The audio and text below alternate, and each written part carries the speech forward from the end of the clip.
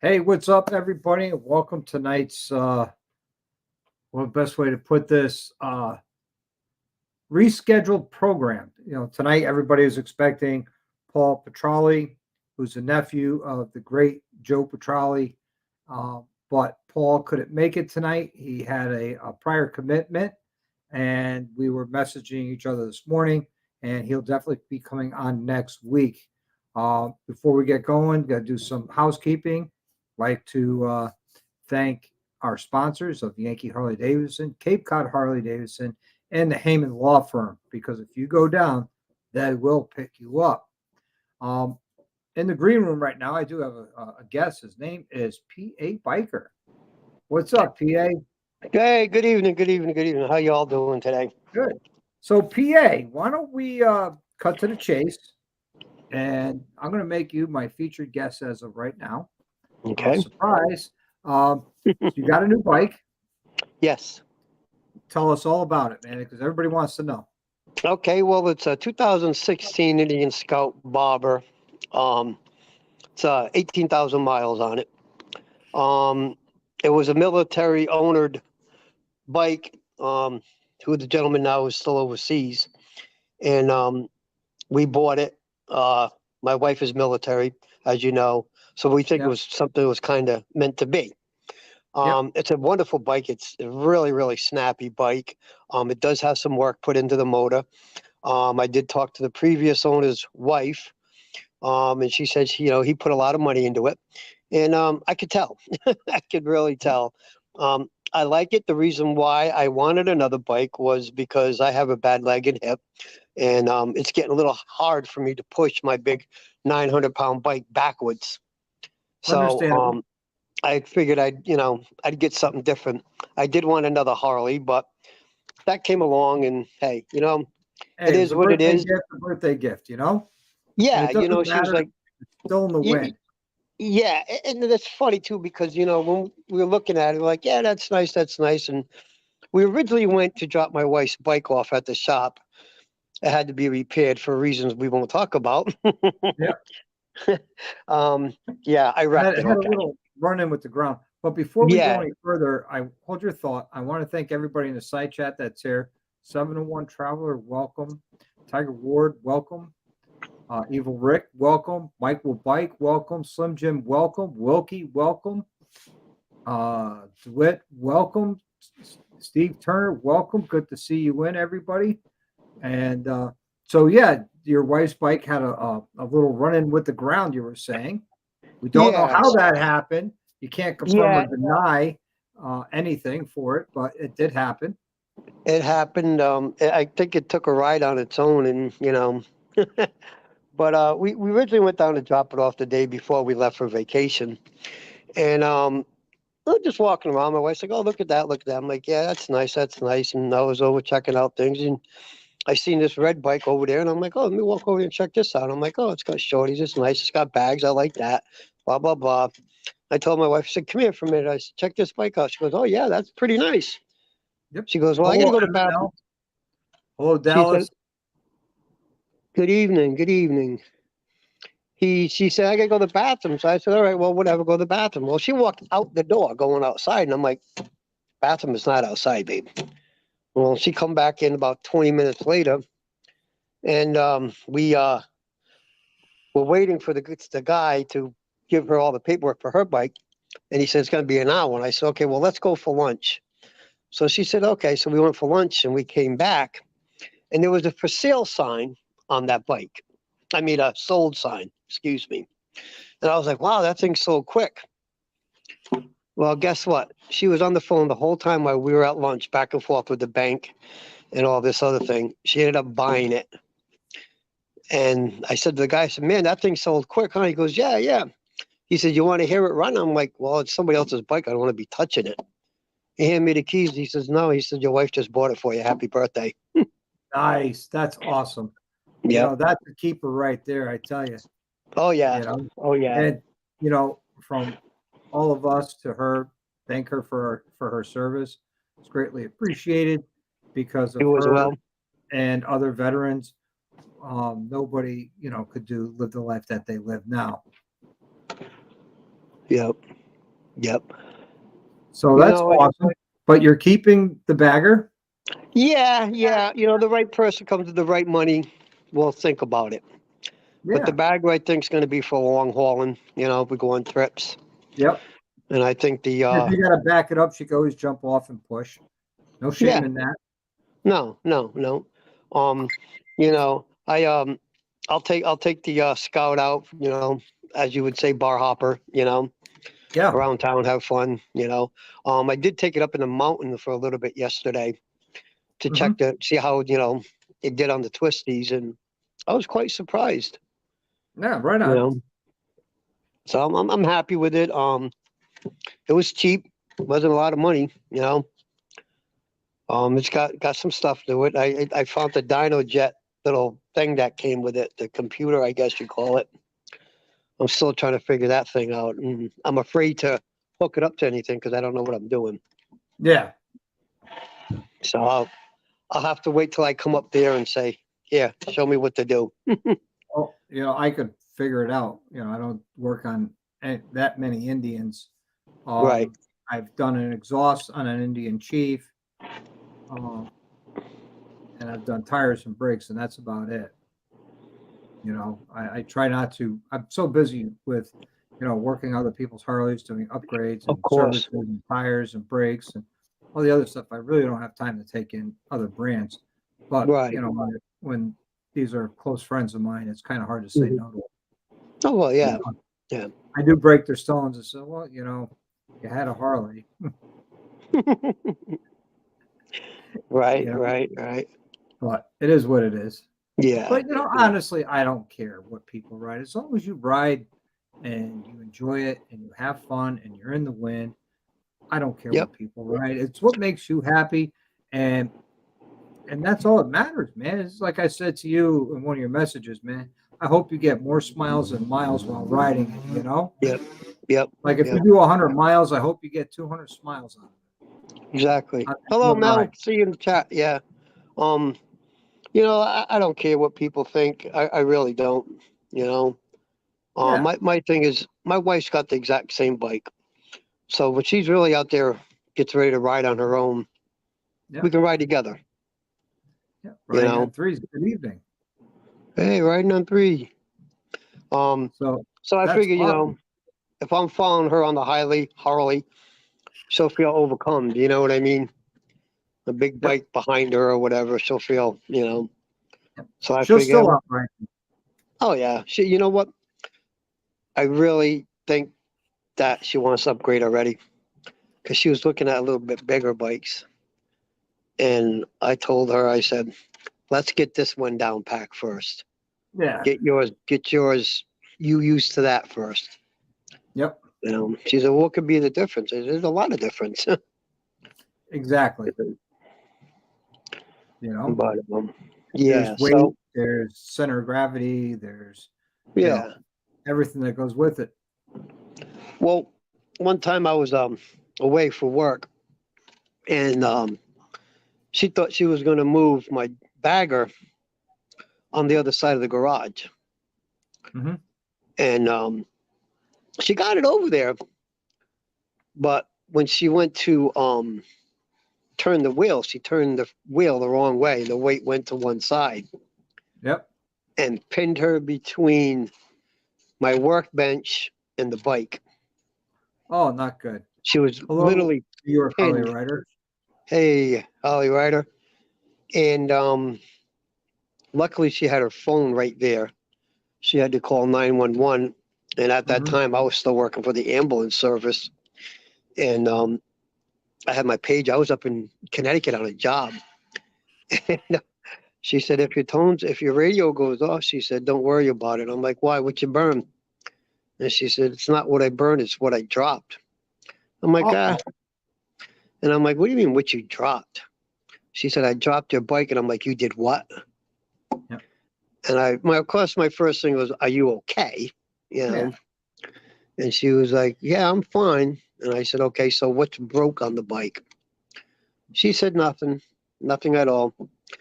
She said it took four, mind you now, four firefighters, grown ass men, to pick the bike up. That's because they didn't know what they're doing. Exactly. But And just to bring everybody up to speed, tonight's special guest was supposed to be Paul Petrali, nephew of the great Joe Petrali. Uh, if you don't know who that is Smokey Joe, as he was referred to in the racing scenes. He set land speed records. He owns multiple championships, and he couldn't make it tonight, but he will definitely be on next week. And I apologize. He apologizes. But things happened outside of definitely my control. He double booked and he had a previous engagement he couldn't get out of tonight. So that's why he's not here. And PA Bacher popped in. So I decided we'll showcase him. So tell us about your channel. who, me?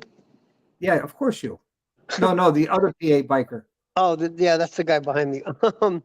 I'm actually wanting to do a lot more now. I want to do a lot more scenic rides, and a lot more. I'm really into parking lot maneuvers, kind of Yep. like what's his name? I want to do a lot of that. Be the boss of Also, your motorcycle. huh? Like that guy, be the boss of your motorcycle. Yeah, yeah. Um, Plus, I want to do a lot of videos on. I'm a big detailer. I like to trying to do something like that. Maybe help somebody out some way there. Yeah, there you You go. know, I do have a plan on maybe riding out to North Carolina. Excellent. I want to go see some friends up there and spend a weekend up there because our week that we had for vacation, it rained most of the time. I think like 3 or 4 out of the days that I was Yeah, up when you were there. here in Connecticut. Yeah. So I'm going to take the wife up there. I think we're going to ride. We're going to ride the dresser up. Take our time there. It's only 6 hours. We'll Hey, do that with my Cheryl, how eyes you closed. doing, buddy? So I plan on doing a lot more than what I have been doing. Yep. It's just learning everything. I got to learn how to do the shorts and Yep. edit it and all that kind of stuff. And actually, I'm setting up a room in my house so that I can do all that on my laptop. There you go. I do it right here in the kitchen. Yeah. Well, Close enough to the fridge.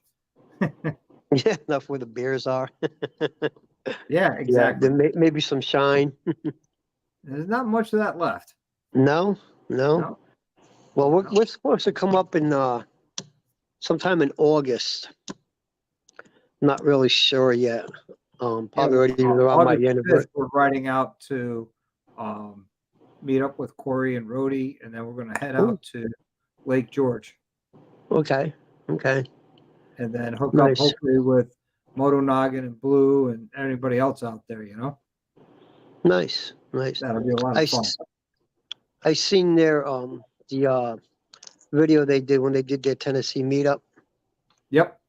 That was very cool. Very cool. Yeah. You That know, was. but yeah. So That was that's what like I an plan on. impromptu meetup too. It's just perfect storm, The Thumpers were coming up. Yeah. Knowles and his wife were in town.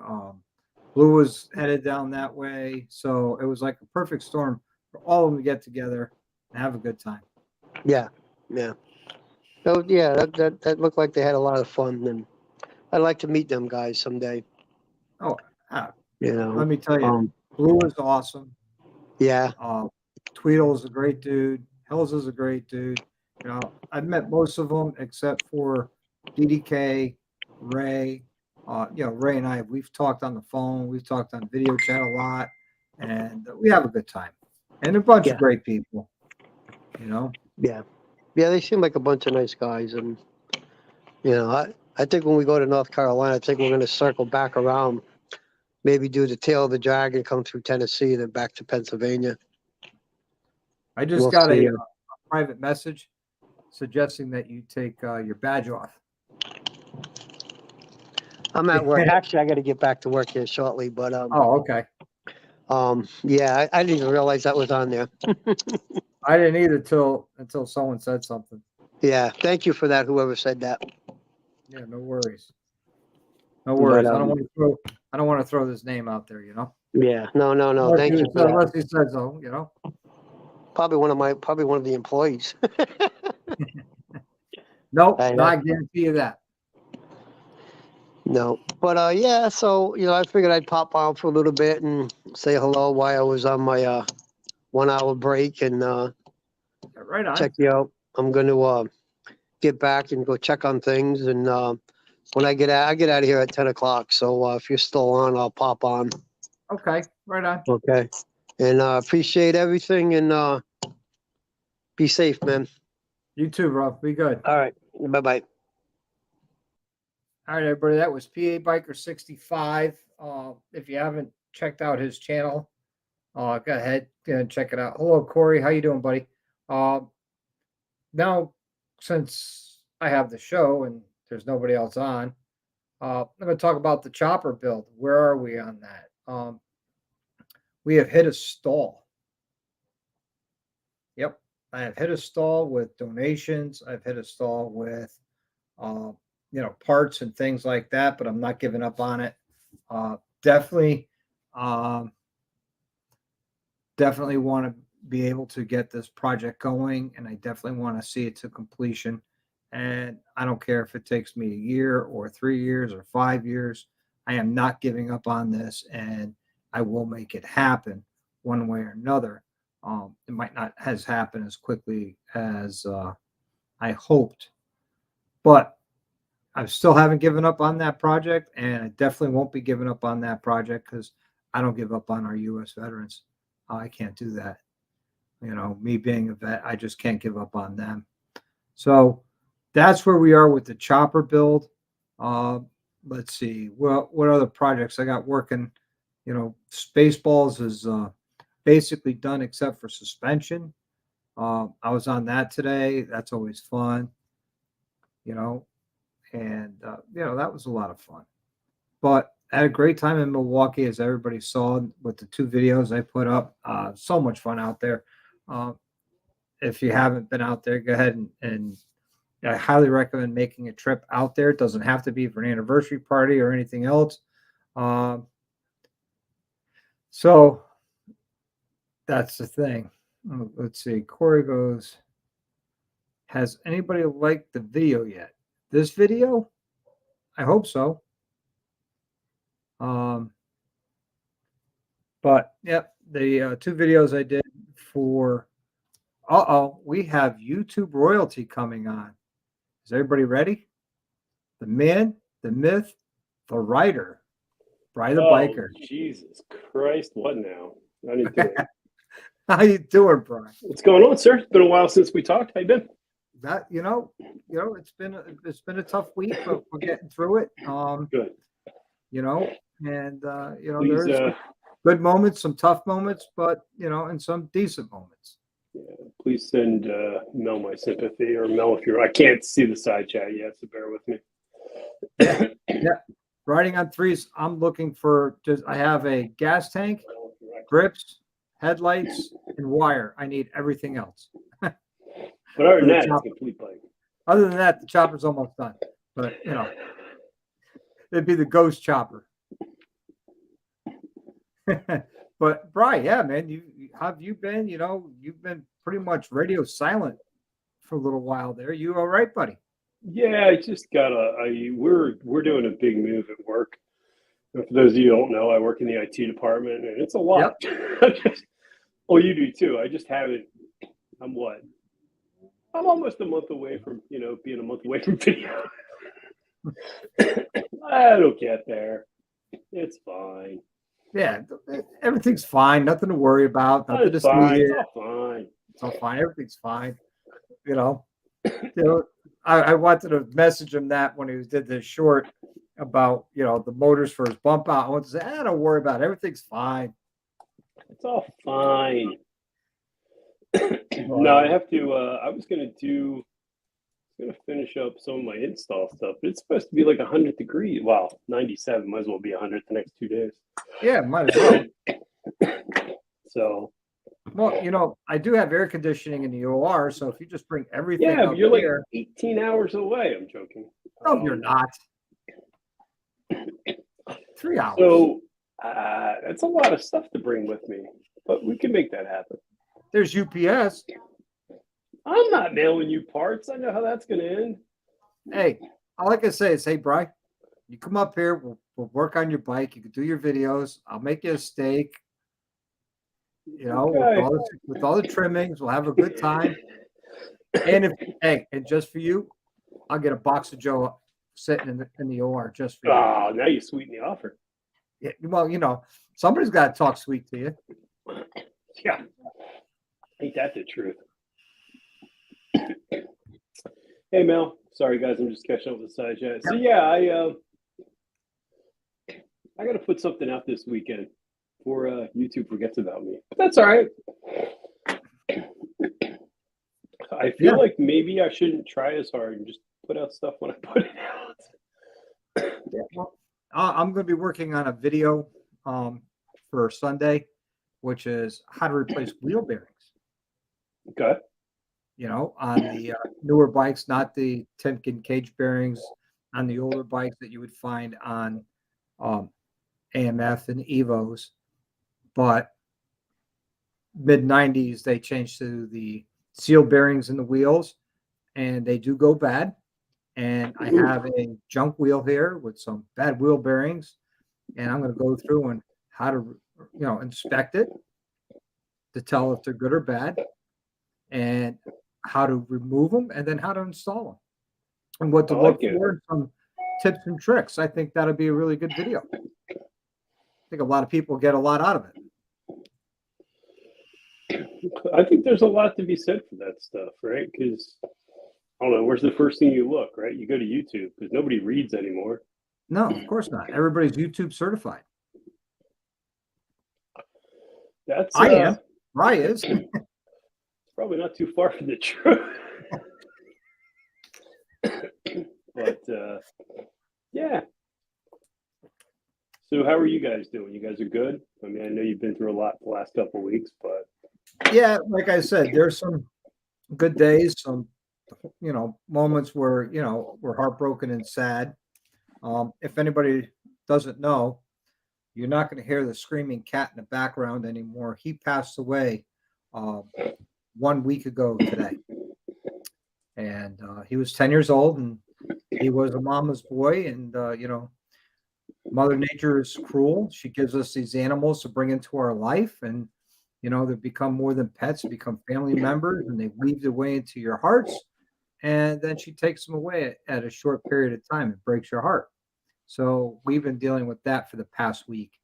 Hey, Dark Souls, how are you doing? What's up, Dark? AV Traveler, how are you? HD. So that's what we've been going through and dealing with that in our house. And it's amazing. A small little 10-pound cat in our house filled it with so much stuff. Now that he's gone, it seems so empty. Yeah, it's never easy, that's for sure. No.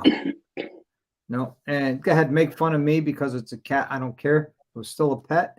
Was a family member, and I'll be the first man to admit I loved him to death. We had I think we were talking in via text the one day, but we had a 3-year-old cat we had to put down. It sucked because you don't, like you said, you don't realize. I'm sorry, I don't mean to make this like boo-hoo, but you don't realize how much you love an animal or how much it contributes to your life until something like that happens. Yeah. And like I said, Mother Nature's cruel that way. Yes, she is. She gives us these amazing animals to bring into our lives and love, and takes them away. I mean, Goblin had a small little heart condition, and we think in the middle of the night he died of a heart attack in his sleep. Hey, Gliding, how are you? Thanks, Mike. I appreciate it, and thank you, Corey. Why don't twos in the house? Yeah. Nori, Mr. Gliding on Twos. What's going on? Are you out of Florida yet, Nori, or are you almost? Let's see. Corey says, friend of mine lost both cats. Oh, the cancer in 6 months apart. Oh, that's rough. Yeah. That is wrong. But moving along to motorcycle things, because it's still fresh with us, and it is heartbreaking. Fair enough, but I didn't mean to bring that up. Sorry. No worries, Yeah, man. I always say talking about it is always a big help, and it doesn't matter what it is. If you have something going on, and, Brian, thanks for reaching out and saying if I need to talk to give you a call, I appreciate it. That's what brothers do. We look out for one another, and it's tough. But my wife and I, we talk about it a lot with one another, and we're here for each other. And, I think that's a great thing. I mean, we're still newlyweds after 27 years of marriage and another 32 years. So, hey, I ain't afraid to admit it. She's my 32 best friend. years. Damn. Yeah. Can you believe she's kept me alive this long? I don't think I've owned anything for that long. I Sorry, don't know Mel. her. I wasn't saying you were a possession. Don't kill me. Well, she actually does have a T-shirt that was made up that says "Property of Chop." Aw. That goes back to the club days. Had the club name on it, and it said "Property of Chop." So my wife's nickname is Backpack, and apparently, if you're a backpack, that's sort of like derogatory. I had no idea. Yeah. Thanks, HD. You're a good guy, Jack. But yeah, let's see. Oh, Corey says he's done. That's good, and he's back home. That's good, Corey. Where was he? He was down at the Motorcycle Mechanics Institute down in Orlando, Florida. Oh, I had no idea. Yeah, he was down there doing his thing and got it all sorted out and finished it and graduated. And now he's back home. I believe it's North Carolina. So he's doing his thing back home. Congratulations, Nori, on graduating. Oh, Nori. Okay, I'm sorry. I thought you said Corey, and I was so confused. No, Nori, gliding on twos. Well, congratulations, Gordon. That's awesome. Yep. Hello, Mike. Good to see you, buddy. Mike Jerwitz is a good friend of mine. He's like my brother. He is a brother to me, actually. Not blood, he's a brother from another mother and father, but he's still a brother. And I got him sucked into this whole YouTube thing. He's always watching YouTube. My channel, but other channels. He's got something in the works that I don't want to steal his thunder and get it out there, but we start ordering accessories for it. And they're sitting in the OR waiting for him and his new acquisition. Nice. So I think everybody can figure out what it is, So, also glad to is done with them. Yes, he is. And he says, thanks to us. Why? We didn't do anything. You did all the work. Thank you for doing all your work, bro.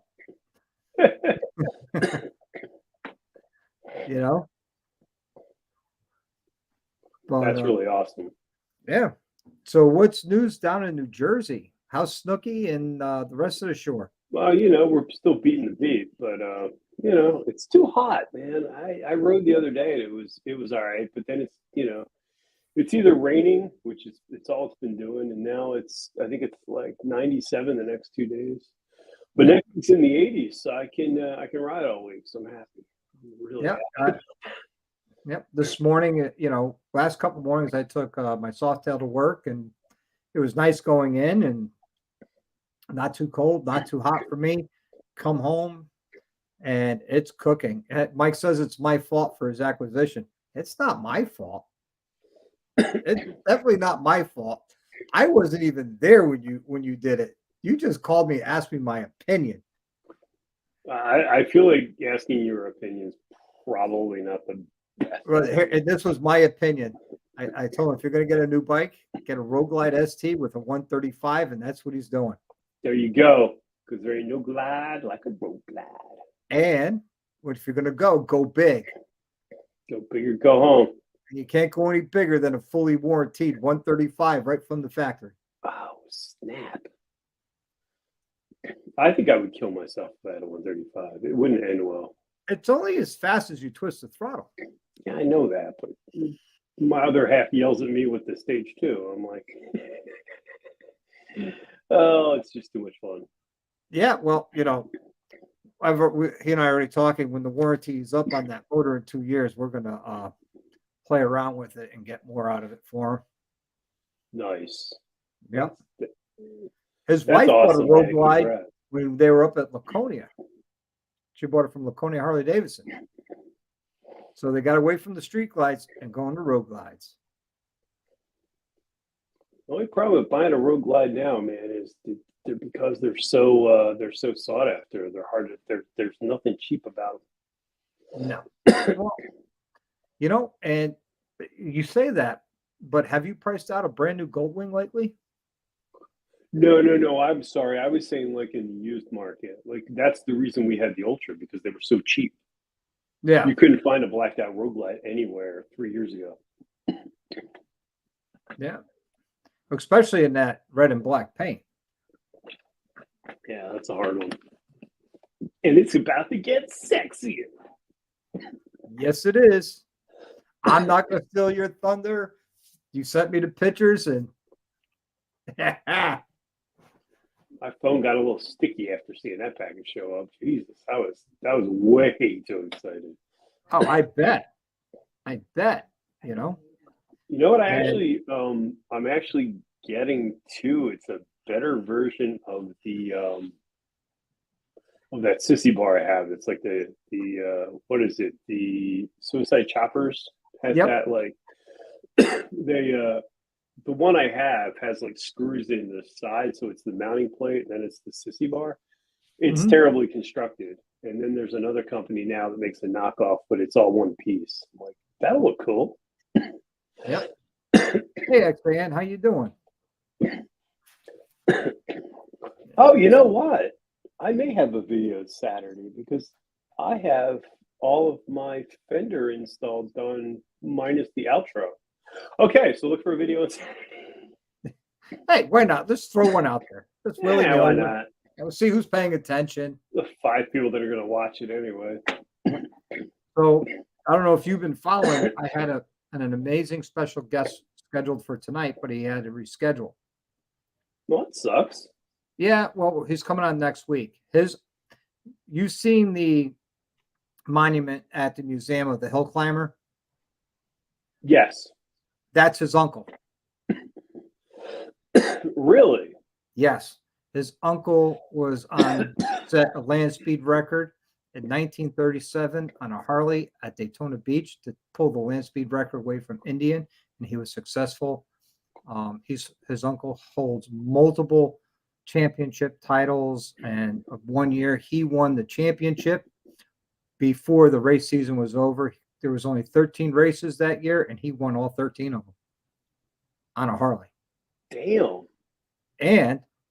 And you want to talk about parallel lines, with me with Harley, how I am with Harley at the love of Harley, and with aviation, my love for aviation.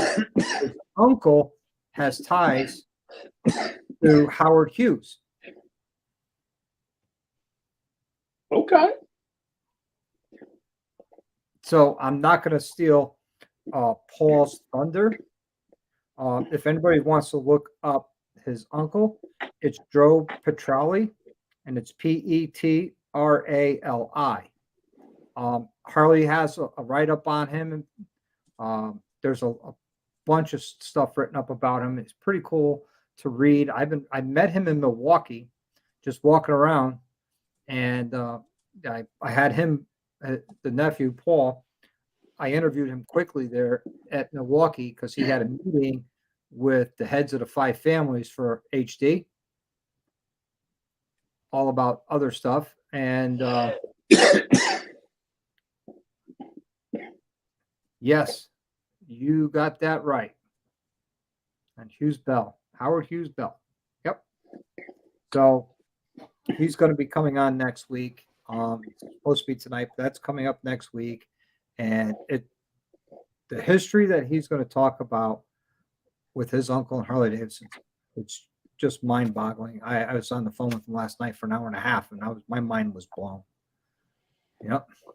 it's really cool. I mean, I don't have the historical knowledge that you do of that stuff, but I really think it's cool when you can talk to people that have, they've been part of that history.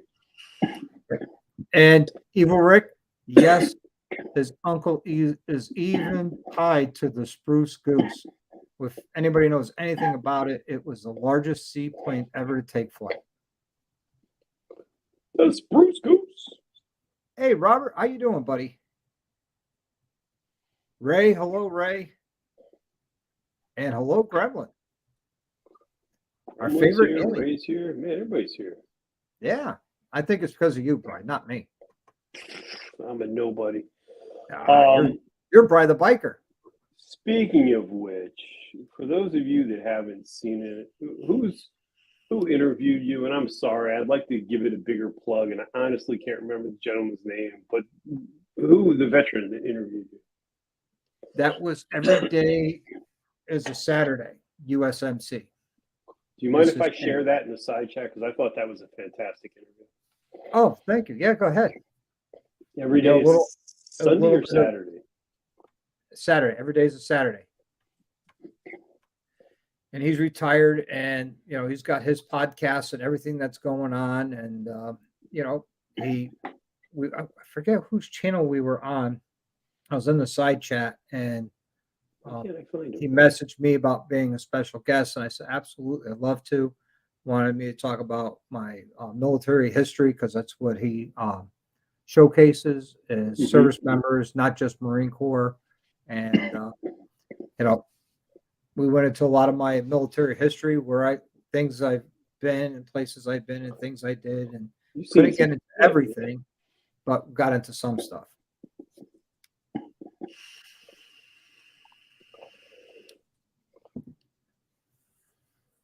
So, yeah, I think that was it's always cool to see that. It's always cool to see somebody talk outside of like their own thing. yes, I agree. I mean, Brian the biker, the IT professional. Yeah, I'm what is it Maxwell said? I'm a highly untrained professional. A highly trained professional. We took down a server rack today, and I was having that moment like, oh, I wonder how much of the network we're about to crash, but we didn't. Always a good day when you can walk away from it. Yep. Excellent says, I like your gray beard friend. You like that? Oh, Corey, you found it? You did. Thank you, Corey. I couldn't find it. My Google Feng Chu is off today. There you go. There it is. Corey's got it. Thanks, Corey. Yeah, Corey showed up at my house unexpected. Who did? Corey. Oh, I got to spend some time with him and his lovely girlfriend. It was nice to see. nice. Nice. Just knocked on the door and said hello. Yeah, I mean, he brought a gift, so I think if the cops showed up, he'd be like, "Look, I'm not stalking him. I brought him something." I brought him a box of Joe and a Dunkin' Donuts cup, and It was really nice to see him. yeah, he's cool. Corey's a good dude. I like him a lot. We're gonna get together on August 5th. We're gonna meet up with Rhodey, and we're gonna take a ride out to Lake George and hopefully meet up with Blue and Noggin and all those guys up there. Do some riding, have some lunch and maybe dinner, then head home. Blue's awesome too. I mean, Yeah. they're all good. I mean, He just came back from a long ride. He was down in Tennessee visiting Ray and everybody. oh, was he? Oh yeah, he was down on Rose, his bike, his red street glide. Well, we all make our mistakes in life. You got a street glide, not a road glide, but Well, who am I to judge? I can't say much. I had an ultra, so I had 2 street glides, but then I smartened up and became wiser. Oh, here we go.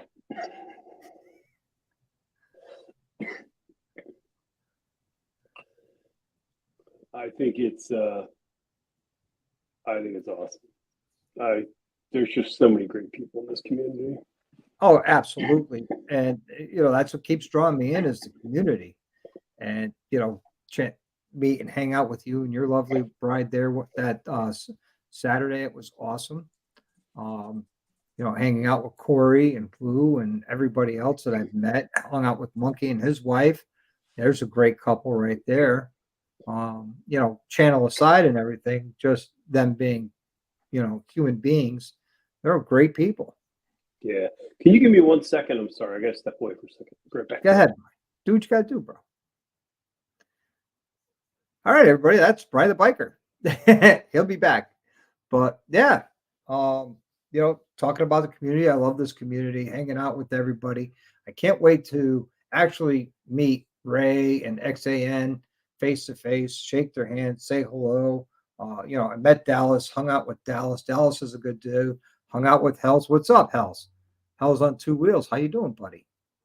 H2 Performance, man. If you need some performance suspension, that's who you contact. All right, back. So, Hells just popped in while you were gone. I cannot hear you. What's going on? I hear you just fine.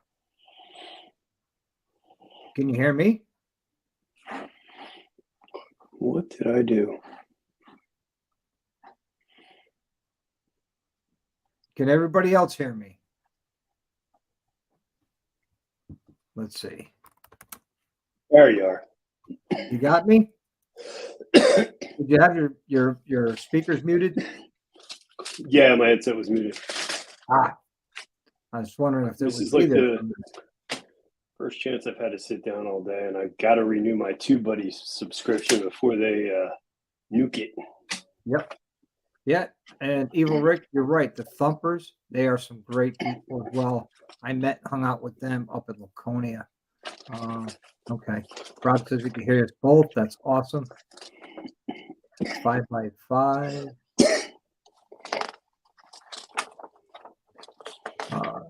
So what else is new coming up on the Bright of Bikers? What is coming up? I don't know. We got a lot of installs. I got more parts. That's a problem I wish I had. Again. I got that. Let's see. I'm supposed to be going down to Custom Dynamics. I got to figure out a date. I'm going to go down and hang out with them for the day, which I'm really excited about.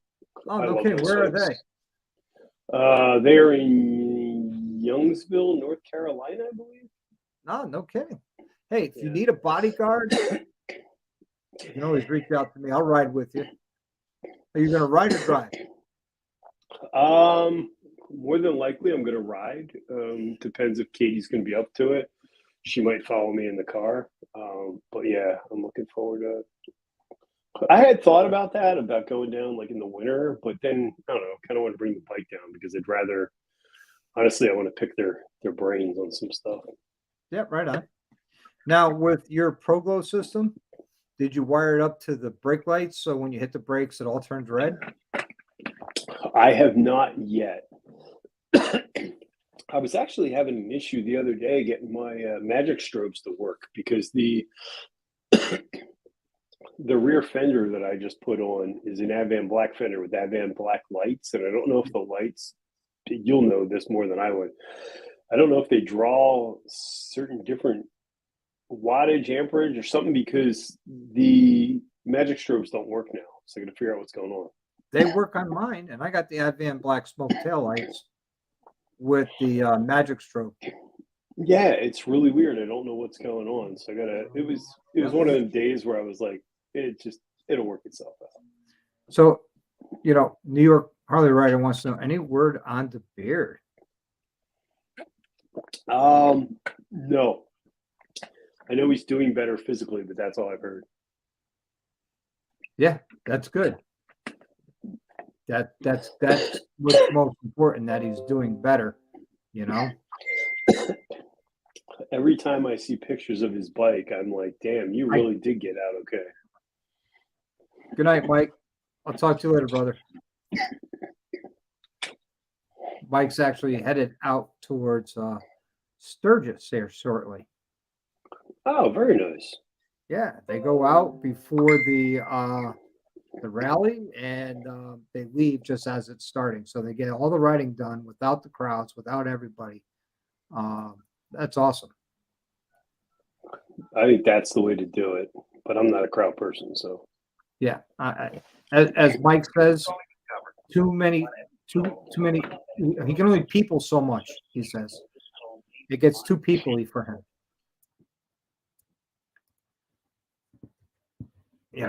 And he's an early to bed guy, and that's fine too.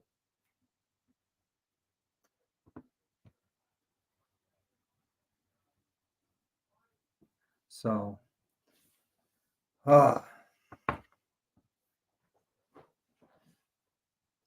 when I came into the RV in Daytona, I had to be a little quiet, but no big deal, you know.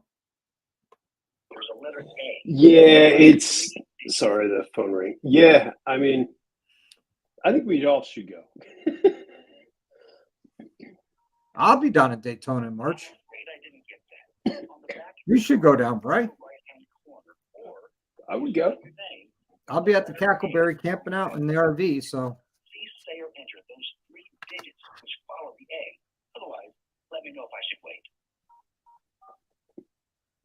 What's going on? Is your phone talking to you?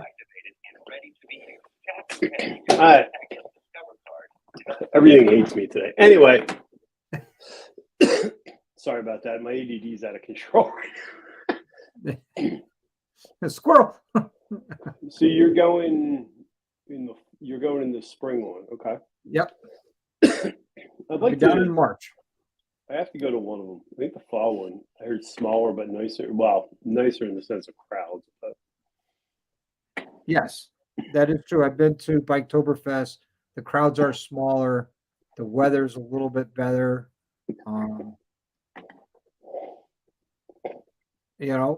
And I definitely I prefer the hotter weather. So, and it's nice because it's at the end of the winter and itching to ride. And I go down there and I ride in a t-shirt, no jackets, no nothing, and just enjoy the riding.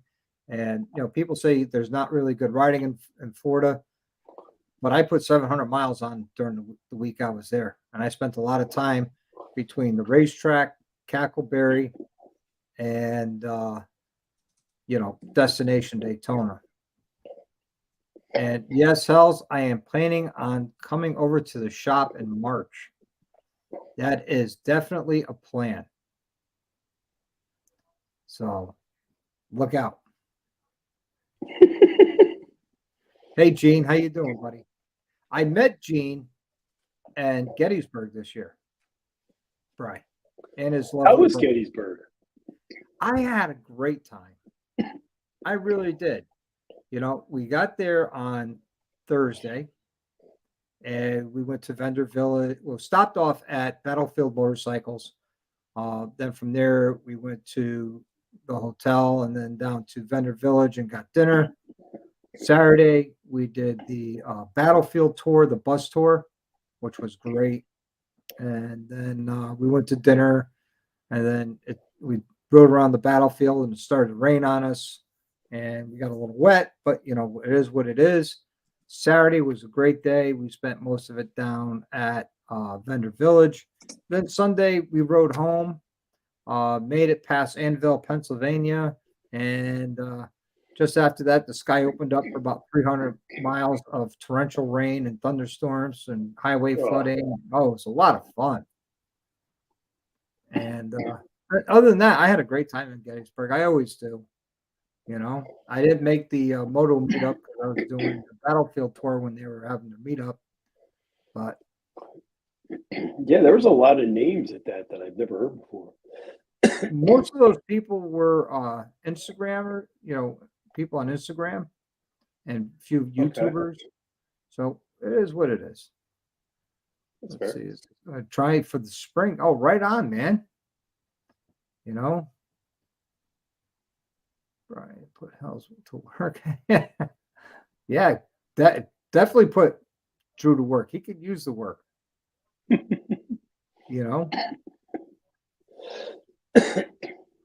Yeah. Got to support the local businesses, man, because there ain't many left. Yeah. Yeah. I have small businesses. 701 says he's going to be in Daytona October and March. Beautiful. Hey, right on threes and 701. If you're down there, man, I'm staying at the Cackleberry in March, but I'm always out and about, and I'm sure they'll have a meet and greet somewhere up there. Let's try and connect. I agree. The computer is most fantastic. Yep. I agree with you on that. So. Yeah, I've heard Gettysburg is decent. The dealership's really nice there. It is. And, if you go for the vendors, like I'm a vendor whore. I love the vendors. But I go to Gettysburg. I went last year for the first time, and I knew a lot of the major vendors weren't going to be there because it's right and between Myrtle Beach and Laconia. I'm sorry, it's right after Laconia and before Sturgis. And, it's not that well known of a rally, so a lot of them don't go. But there's a lot of local vendors. There's a lot of different vendors that you normally don't see. I mean, it's one of the primary sponsors of the rally is the Trading Post, where they sell a lot of pew-pews, and they have a nice long tent and booth and everything with them laid out, and you can pick them up, touch them, feel them, experience them, and they'll be more than happy to sell one to you. But most of the stuff they have, Connecticut laws won't let me have, so I don't even. Is Connecticut how strict are they? Can't have anything. Can't carry more than 10 rounds. If you have any magazines that hold more than 10 rounds that were purchased before the ban, you had to register the magazine and the weapon. If your weapon is considered a bad weapon, which means it has a flash suppressor, bayonet lock, detachable magazine, and a pistol grip, it has to be registered. You can't buy anything that has a combination of 3 of those things on one platform. That's how Jersey is. I don't get the bayonet lug thing. Like to show of hands, anybody got a bayonet? Like, come on. I got a bayonet. Well, I mean, you do. I get that. You don't have one? I'm speaking to people that did not serve. Everybody should have a bayonet. No, I don't. I got a few pew-pews, but I don't have bayonet.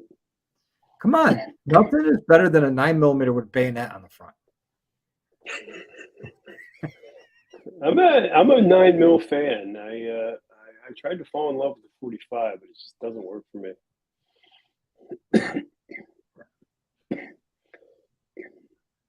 Yeah, well, I moved from Pennsylvania to New Jersey, and you could stand on my roof and damn near see where I used to live. I'm joking, obviously. It's only like 9 miles away, but it's amazing how different the laws are here. Yep. I had a carry permit since I was 21 in PA. It was nothing. Good luck trying to get one in Jersey. Well, it's not easy getting one here in Connecticut either. It's quite the process. When I got my permit, I was still active, and I had to go through a gun safety course, get that certificate, get the fingerprints, fill out the application, drop it off to your local police department. They tell you 6 to 8 weeks for it to come back for the background check. Okay. I get the phone call that it's in. I can come pick up my temporary permit to go to state police to get my permanent permit for the whole state. And so I go down there, and they're like, yeah, he's not here. And but it's his office hours. Yeah, he's out on the road. And that went on for weeks. And I was about ready to head out to go fly during the middle of the week during his office hours. And says, you know what? I'm in uniform. I'm just going to stop him, and I'm going to say, see if he's there. So, of course, I walk in. The dispatcher goes, "What's up, Sarge?" I says, yeah, I'm here to see Officer so-and-so about picking up my temporary permit, like I've done the prior weeks. And they're like, oh, he's not here. He's on the road. I'm like, oh, okay. He says, but hold on, I'll go get it for you.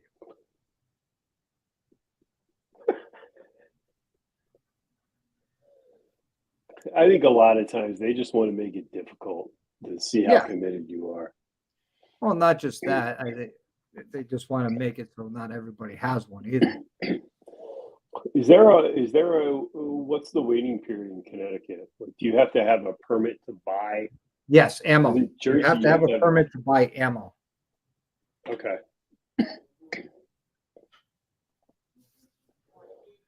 Yeah, I don't even I will. understand any Gene of will feel the same way. We're sorry what happened to the beard as well. You know, I tell you, where we stayed, oh, nice. Um, where we stayed in Gettysburg, they had a historian come in after breakfast, and we hung out for it. And on Friday morning, we got to fire muskets. You know, they're replicas, but they're a Okay. decent, a good replica. And we put the powder in, put the wadding in, and then we put the blasting cap on it, but no projectile. And you know, my hat's off to my wife. They say a good trained soldier could fire a round, you know, with loading and firing it in 19 seconds. So of course my wife does it in 14. That's a lot of work. Yeah. And those weapons aren't light either. You know? What's the effective range for them? It's not that far, is it? Actually, for the Civil War rifles, the gentleman who's a licensed historian, he's a licensed armorer and everything, he says the muskets with the rifling could reach out about 500 yards. Okay. That's a lot further than I thought. I was thinking it would be like maybe a couple hundred yards. I was thinking, yeah, at first I thought maybe, you know, what, 30, 40 feet. That's why, you know, but that's the old flintlocks that had smoothbore. They weren't accurate after that. Oh, okay. You're talking about a rifled. Okay. Yep. So if it's got a rifle barrel, it'll reach out pretty far. You know? Interesting. So that was pretty cool. And then on Saturday, the same historian brought in over 250 artifacts from the Battle of Gettysburg, which is pretty cool. And we got to touch and feel it, and you know, everything they said I brought. Feel free to touch it. Even had one of the Confederate pistols, which was a 9-shot revolver with a small shotgun barrel underneath, which I thought I was like pretty it. cool. You Yeah. had me a shotgun. Yeah, yeah. And I was pretty excited to handle that and, you know, experience that. He has a list printed out on 8x10, and it's all laminated of all the Confederate soldiers that were killed on the Battle of Gettysburg during the 3 days. And there were over 7,000 names on that list, which was amazing when you sit there. And I said it in my video, I don't care what side of the fence you sit on, whether you're the left or the right, you're pro Confederacy, you're pro Union. I don't care. At the end of the day, over 67,000 lives were lost in 3 days of battle of American men fighting for what they believed in. Yeah. And you have to respect that. Well, that and you know those people were just. I mean, a lot of them were just left for dead. I mean, there wasn't any sort of I don't know procedure. I mean, a lot of those people were just left, and you see some of those old historic photos, and you're like, dear God, is that the way we treat people? Yeah, and you know, and the people who were wounded, a lot of them died of pneumonia, and the ones that didn't, that survived, you know, every structure became a hospital that housed wounded from that battle. And there were people there to a year later, you know, recovering from their injuries. You know, How'd you like that? Someone says, hey, your house is now a hospital. You're housing this wounded person until they're better. And then you got to care for them until they're better. And they leave on their own. Yeah, it's kind of hard to, especially in this sense too, like in the world we live in now. I mean, that was some hands-on fighting. There was no, that was no bullshit. That wasn't like sending a drone in and dealing with it. Right. Hey, Kelfire, the lovely Kelfire's here. Hello, honey. I used to work with a guy that was ex-CIA. He was an ex-CIA briefer, legitimately. Like it wasn't, something you heard. He literally was. And we always used to have these conversations. He's like, dude, can you imagine how much damage you could have done going back to the Civil War with a 22? Because you wouldn't have needed a whole lot. No. And it was just something very accurate and, something that's easy to reload and, just drop a magazine and now you got, 10, 15, 20 more shots. It's weird amazing. too to think. Yeah, and it's weird too to think about, lining up and fighting people. Like that doesn't it's really hard to believe. Wasn't it the Civil War or somewhere else, but their rules of engagement, they never engaged officers, did they? Like that was wasn't that like a taboo thing then? That was a Revolutionary War. I was close. I mean, there were muskets involved. Yeah. Okay. Well, the interesting thing too about that whole thing is, everybody says that was the battle, the turning point in the war. What everybody doesn't realize or they don't remember is up until that battle, the Union lost every battle. It was all weighed on the Confederacy winning every battle up until that point. And that was the first time the Union won a battle or a major skirmish under a brand new general who took charge, was General Meade, 3 days before the Battle of Gettysburg. Because the previous commander of the Army of the Potomac was relieved of command because he kept losing all those battles. Yeah, I've been to Gettysburg so much, with the Army and my wife, and now 2 years for the rally, that you learn so much as you go down that you don't read in the history books. And one of the things is, and writing on 3 and Ray and Dallas, you guys are going to hate me for this, but one thing I learned was, believe it or not, Eastern Tennessee's army fought for the Union, not the Confederacy.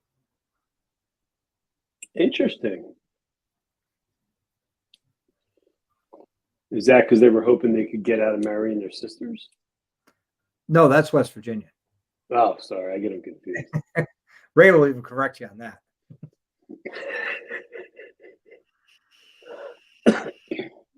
Did you ever go to the Colt Museum that's in Gettysburg? No, I did not. But I went to a store right there on Main Street. It was the Quartermaster store, where they actually had authentic Civil War muskets for sale. Out of the wall that he had of like 8 or 10 of them, only one of them he said maybe he would think about firing it, but the rest of them were just wall hangers. Yeah, I have a Colt single action black powder pistol that was my grandfather's, and the family legend was that it's real, and from what I've heard, it was just pieced together. But it's pretty cool. It's got all the ship engraving on the cylinder. Oh, cool! That's a beautiful piece to have. Yeah, it's cool. And I thought it was original because when we were at the Colt Museum, I had mentioned it to the woman that was selling, because I guess they sell replicas there. And the curator came down and he's like, "You're serious?" I'm like, "Yeah." I was like, "We used to play with it when we were kids." Yeah, it's in my I think it's in the other room, but it's pretty cool. Hey, good day, Ragdoll Racing. Welcome to tonight's open discussion, and glad to see you're here from Australia.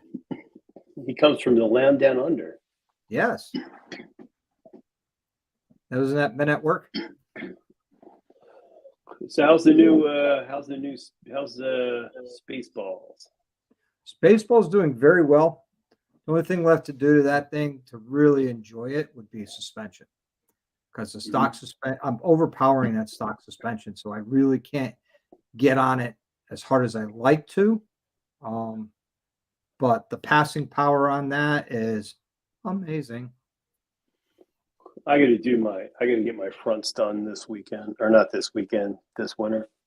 Okay, what are you looking to do? What do you have a brand you want to do, or? Yeah, I have Legends in the back, and I had Legends in the front on the Ultra. I really liked them. Nice. I've had Legends on my previous 3 baggers. I have them on the rear of my current bagger, and I do want to do the front. I was running. Well, I have the heavy duty ones, and I like them. I mean, everybody has a preference. I did try. I think they're defunct already. There was a brand. There he is. What's going on, sir? What's going on, brother? Hello, Dying Breed. Can you hear me? Yeah, we can hear you. Okay, good. There was a company out of France that tried to come in the American market and was doing air suspension, much like the 2014s where you need the air pump. What a piece of crap they were. Oh my God. Well, speaking of stuff coming out of UK, I met a guy in Milwaukee who runs the Dr. Jekyll, Mr. Hyde exhaust US sales. They've only been in the US for a year. And their whole thing with their slip-on mufflers, with the press of a button, you can electronically change the note of your exhaust. Yeah, you were saying that. Yeah, and I'm supposed to be getting a set, and I'm looking forward to getting them and putting them on my road glide, and and I'll run them and see how it is. I'll take the tabs off and put them to the side for now. So it's Dr. Jekyll and Hyde exhaust? Yes. They're I not, know Yankee. hey, have a defibrillator on hand when you see the price, though. Brian, you're going to need a defibrillator when you see the price. Yeah, hang on. You get my live reaction. I'm looking them up now. Oh, okay. Well, How you been, Ray? hello. How are you? I'm wonderful, my brother. How you doing? I'm all right. I had to go down there and check out that bike night. Kind of support the guy, Yeah. How was it? About 30 bikes showed up. So a lot of couples. Pretty good for the first one he ever did. He's going to do them every couple weeks, I believe. So Nice. always good to support your local shop. Exactly. And Dallas, I'm not no damn Yankee. Just because, Tweedledee and Dan's people fought for the Yankees don't mean I did. They're more east. And West Virginia is where they marry their sisters, bruh. We're just kissing cousins, so over here. As long as you don't marry him, it's all right. No. No, man, you look good, man. I can tell you're losing some good weight. Yeah. So drop some knowledge on me. How much are these? I don't see it. You ready? 2,500 to $3,000, depending on the options. They lost me at you can control it with your phone. No. So if you get up and take off in your neighborhood, you can, keep quiet until you, get out of the street, I guess. Yep. I can't wait to hear it either. I did hear them on a bagger in Milwaukee at House of Harley. They did sound good. I will say that. It did sound good. I can't wait to see what they sound like under power because, when you put mufflers on, you just whack the throttle, they make so much noise, but they sound different when they're under load. And I can't wait to hear what they sound like under load. but they did sound good when not on the road. So, I mean, the concept's interesting. I think the price point's a little sketchy, but I don't mean Yep. sketchy. It's a little high. yeah, you got to pay that import tax. I can't Yeah. believe how much the price of exhaust has gone up in a year. Well, the head pipes is all because now they have to put catalytic converters in. So, the Vance, Okay. for instance, the Vance and Hines power dual head pipe for baggers, that was a $650 head pipe all day long. They discontinued that pipe because they came out with the new one, same design, same everything, but they added catalytic converters. So it went from $650 to $999. Yep. They know how to make a man freaking stretch his money, don't they? I mean, I'm wondering if that's what happened with. I'm sorry, Ray. I didn't mean to cut you off. no, go ahead. No, please finish your thought. The ones I'm looking at, the S&S 2 and the 1 is like $9.99, you know, or they've got some for like 12 something. And it's just, of course, I'm going with the 2 and 1 S&S, but I can remember when they were about $7, you know, six something, 700. And now they're just, I mean, you can't get anything really done, even work, you know, I mean, labor cost is just, and the reason they've went up too is because everything else is hit them so hard that, you know, just for them to keep their doors open, especially the smaller shops. I mean, in my opinion, you know, they're barely getting by as well. You know, they're not trying to overcharge, and if they do you right, then, you know, they're barely keeping their doors open, some of them. Yeah. I mean, I've seen it here. I'm doing less and less stage 2s and stage 1s because of the price of the head pipe. You know, that extra $350 on a stage 1 or a stage 2 it makes a big difference in somebody's wallet. And I can't blame them for that. No. You know, I can't confirm nor deny that people are buying used aftermarket head pipes for more than what they sold for because people are getting greedy with it and because they don't have the catalytic converters in. How many people do you deal with do like a full stage 1? Do most people leave the header on? Most people do. They'll do an air cleaner, a tuner, and slip-ons because of the price of the head pipe. Some people are like, nope, I want to do it all, and they'll do it all. And you know, What kind of horsepower bump are you seeing? Is it that large, or is it mostly for sound? it's mostly for sound. You'll maybe see 10 or 15 horse at the most. Okay. You know, you're not really gaining much on a stage 1 like you would on a stage 2. A stage 2, you're going to get your biggest bang, your biggest dollar to horsepower ratio. That's your best bet. After that, it's just stupid money to make more horsepower. I mean, to give you an idea, I went, you know, a stock lowrider S with the 114, right around 89 horse at the tire. When I went to stage 2, I was making 107 horse at the tire, which isn't bad when you look at it. It's only like $2,500 in all material. Yeah. All right. Now, when I went to stage 4, okay, I did the expensive route, which was the crate motor. So let's take that out of it. Let's say I did just the top end, kept the same bottom end on that. You're still right around 10 grand, all said and done with tuning and injectors and intakes and everything. And to go from 107 to 154 horse, you know, for 10 grand, that's a lot of money. Yeah. Question: if I buy a new Harley and upgrade the motor to a 131, 130, what happens to the 114? I didn't want to interrupt you, but that's his, ain't it? I mean, if you buy a brand new bike and you order a crate motor, they have to give you the old motor back. They don't keep it. Hopefully that answers your questions. but you can do, well, the 135 only comes in a crate motor, but you could buy a brand new bike, do 131 upgrade kit, which is basically your top end. You keep your stock bottom end. And then, they'll hand you back your old pistons and heads and cylinders and all that fun stuff.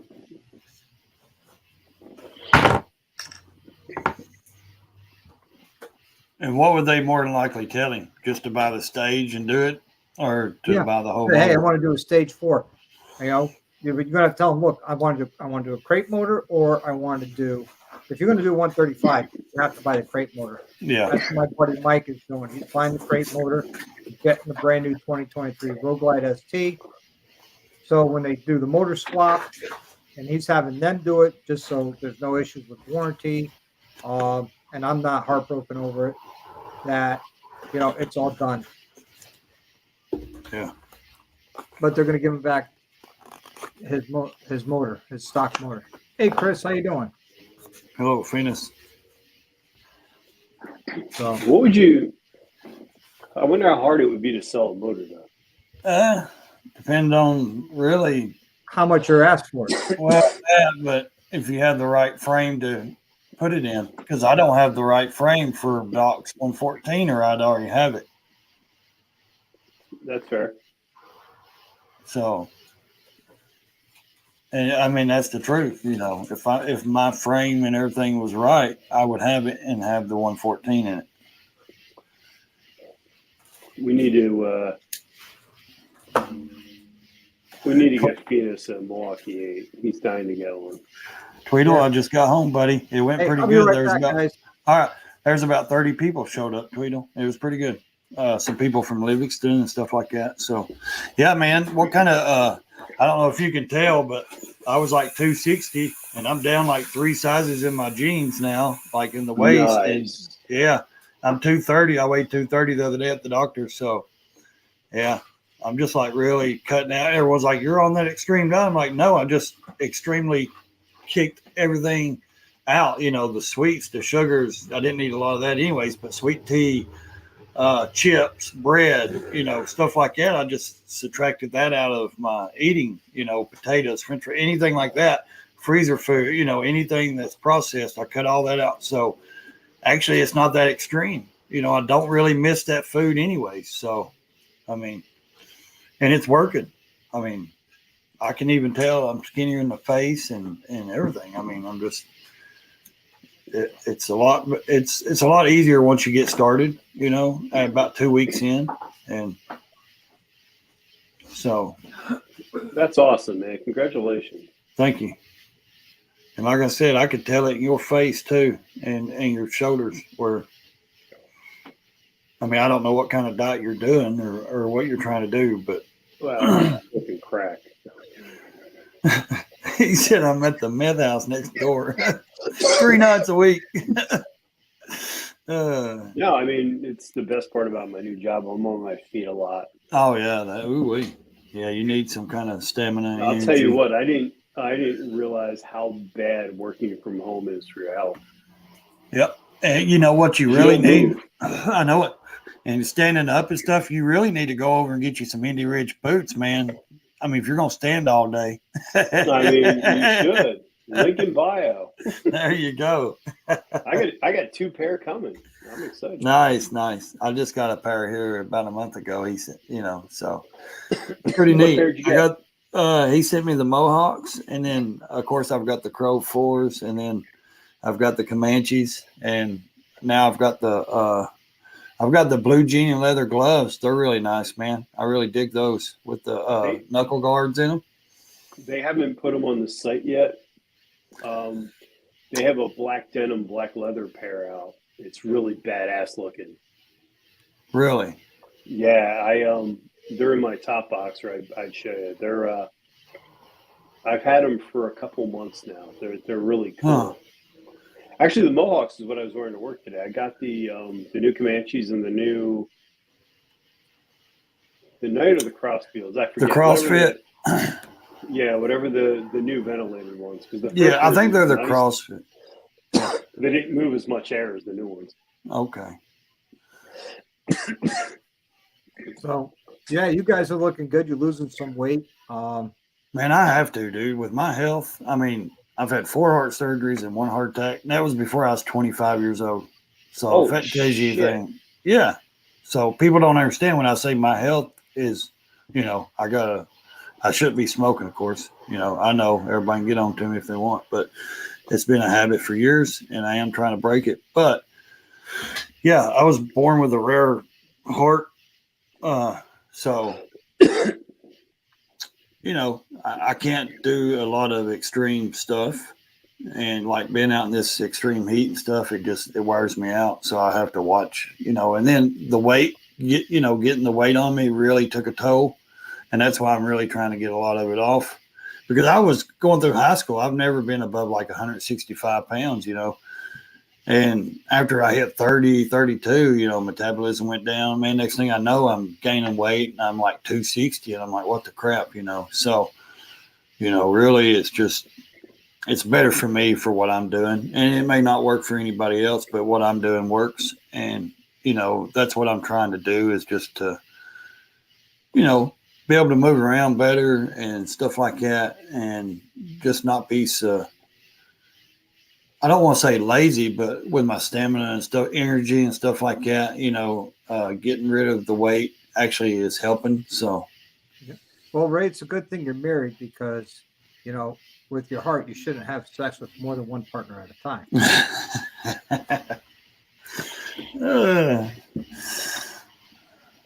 Am I right? Yeah. Corey says, whatever we've lost, he's found it. Well, buddy, Yeah, it don't same take here. much, man. They really don't. I mean, if you just cut out that stuff I was saying, you're golden. Cut the bread, the pastas, the noodles, that's sodium, all that stuff. Cut out all your sugars. That's one of the biggest issues people have. They drink the Cokes and the pops and stuff. And I don't drink that anyways. But my problem was tea, sweet tea, so. Oh, I love sweet tea. So I drink water. I mean, we have right now sitting on the floor 440 cases of water, 440 packs from Sam's. And I mean, that's all I drink all day long. And now I will drink juice, apple juice, stuff like that has some good electrolytes and stuff to put back in me. So milk is actually good for you for like electrolytes and stuff. I have kids, so I know, I know what the doctors have said for the kids to put in them, and so. That's awesome, 701. I wish you all the luck with your Road Glide and getting a 135 crate in it. Just make That's sure nice. the Road Glide you get, it's already an M8 motor. Yep. And I know where a Springer Bad Boy is for sale. I know a lot of people like those Springer soft tails. Absolutely. I do too. I'm not for sure. Just had a for sale sign on it. And a 03 Deuce for sale is. Nice. Yeah. Ben said spring water's the best. Yeah. Spring water is. We have actually we have 2 springs coming out in 2 separate mountains here. A lot of people just go with their jugs and fill up their jugs and everything. And I've got well water down at the wife's grandparents. We got to go to the grocery store and buy spring water. No, we have it actually coming out of the mountain, and but now we have well water down there, but it's real irony, so you got to watch how much you drink of that. So is that what you use? I don't know, Ray. You lost me when you started talking about wet jugs. My mind went somewhere else. I apologize. So Ray, when you set up you go to get your spring water, is that where you set up your distilleries to make your shine? No,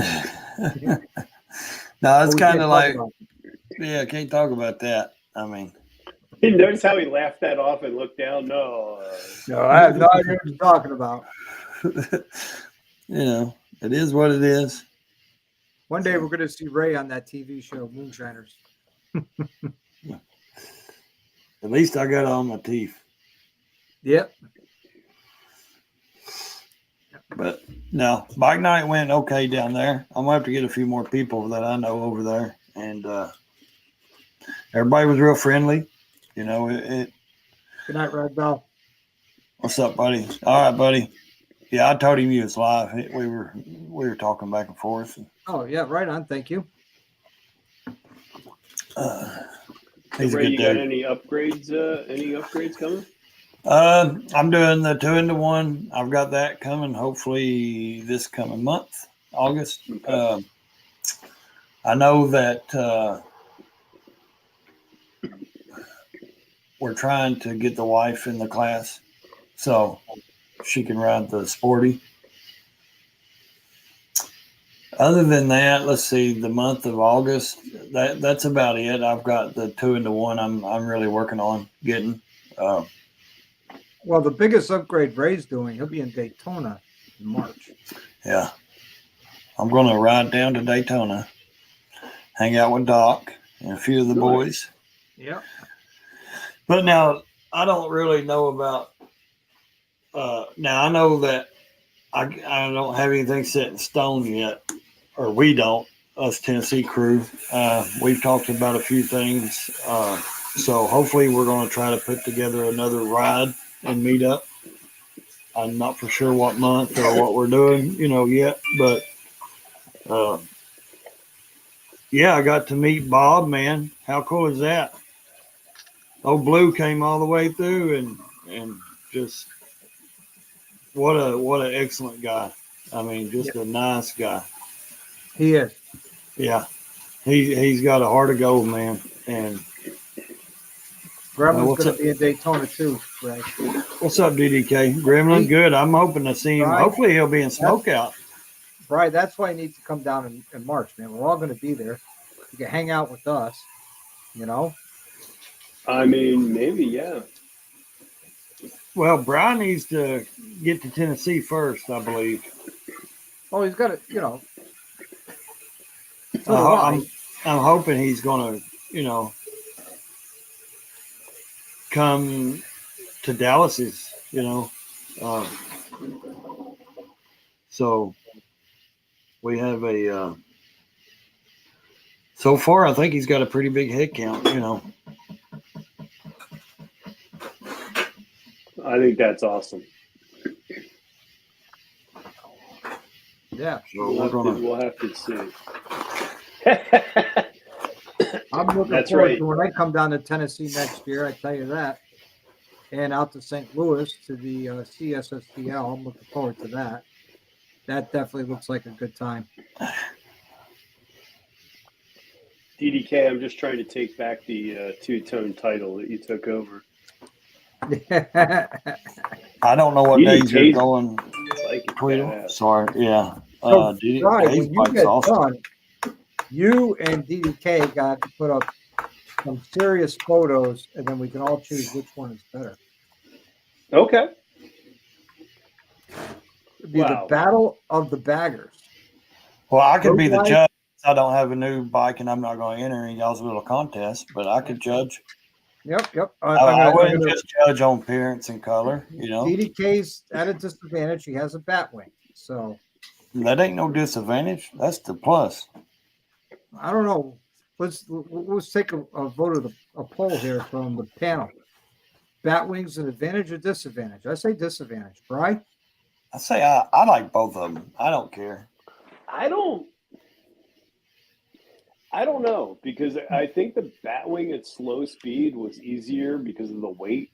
Uh-huh. Because like the weight kind of went against you, but I also think it was easier to balance it. But at speed, the Road Glide all day long. But I'm also tall, so it fits me better. I mean, I would have no problem going back to an Ultra if I had to. I mean, I would miss the Road Glide, don't get me wrong. And I've got the Ultra, and I love the Batwing, but I've also rode, the Road Glide as well. I haven't owned one, but I've rode Dallas's. I rode my brother's Road Glide. And where I'm tall, it fits me good too. I don't have any complaints, with either one. Yep. I think the Street Glide or the Ultra, whatever, the Batwing looks better cosmetic going down the road than the Road Glide fairing, And I know a lot of people disagree with that, but as a stand steer look, it's, to me, it has I don't know, the way it flows, it has a better look. But I do see the advantages of a Road Glide, of us big people, It really is. There's a lot of room. You don't feel claustrophobic, like, stuck in behind that fairing, so. Well, I will say this. DDK is going to have a slight advantage over Bride because he has the second best color Harley has ever produced, which is the amber whiskey. I'll give you that. That is a beautiful color. Yes. And if you Now, see it in person, it's really, really nice. The best color Harley came out with, I'm going to say it, it's that new CVO, what do they call it? The Whiskey Neat? yes. Yeah, it's beautiful, man. That is hands down the best looking color Harley has ever come out with. I think it beats the anniversary color. I think it beats any of the 2023 colors that's come out this year. I really do. Absolutely. And the sad part is they're not doing that many of them. They're doing more of the pewter silver. Yep. Which is good and bad. The good part is when you see one, you're not going to see a lot of them. Yep. Did you see vivid black street glides? You don't see a lot of those everywhere.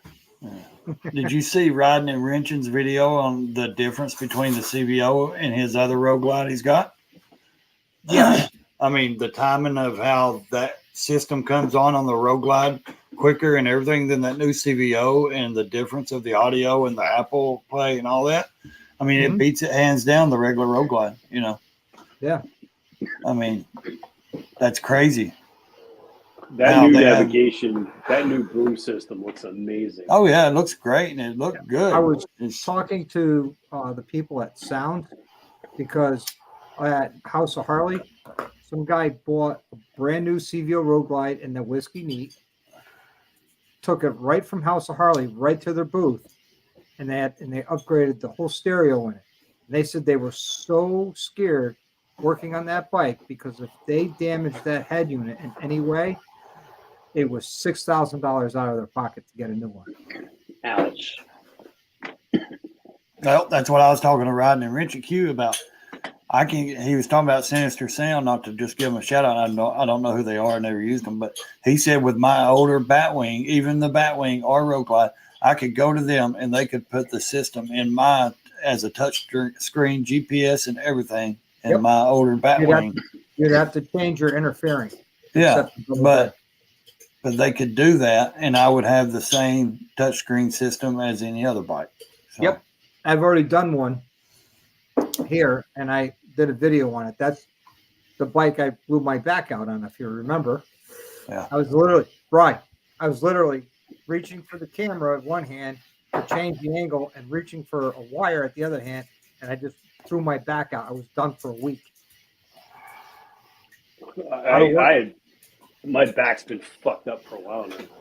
Sucks getting old.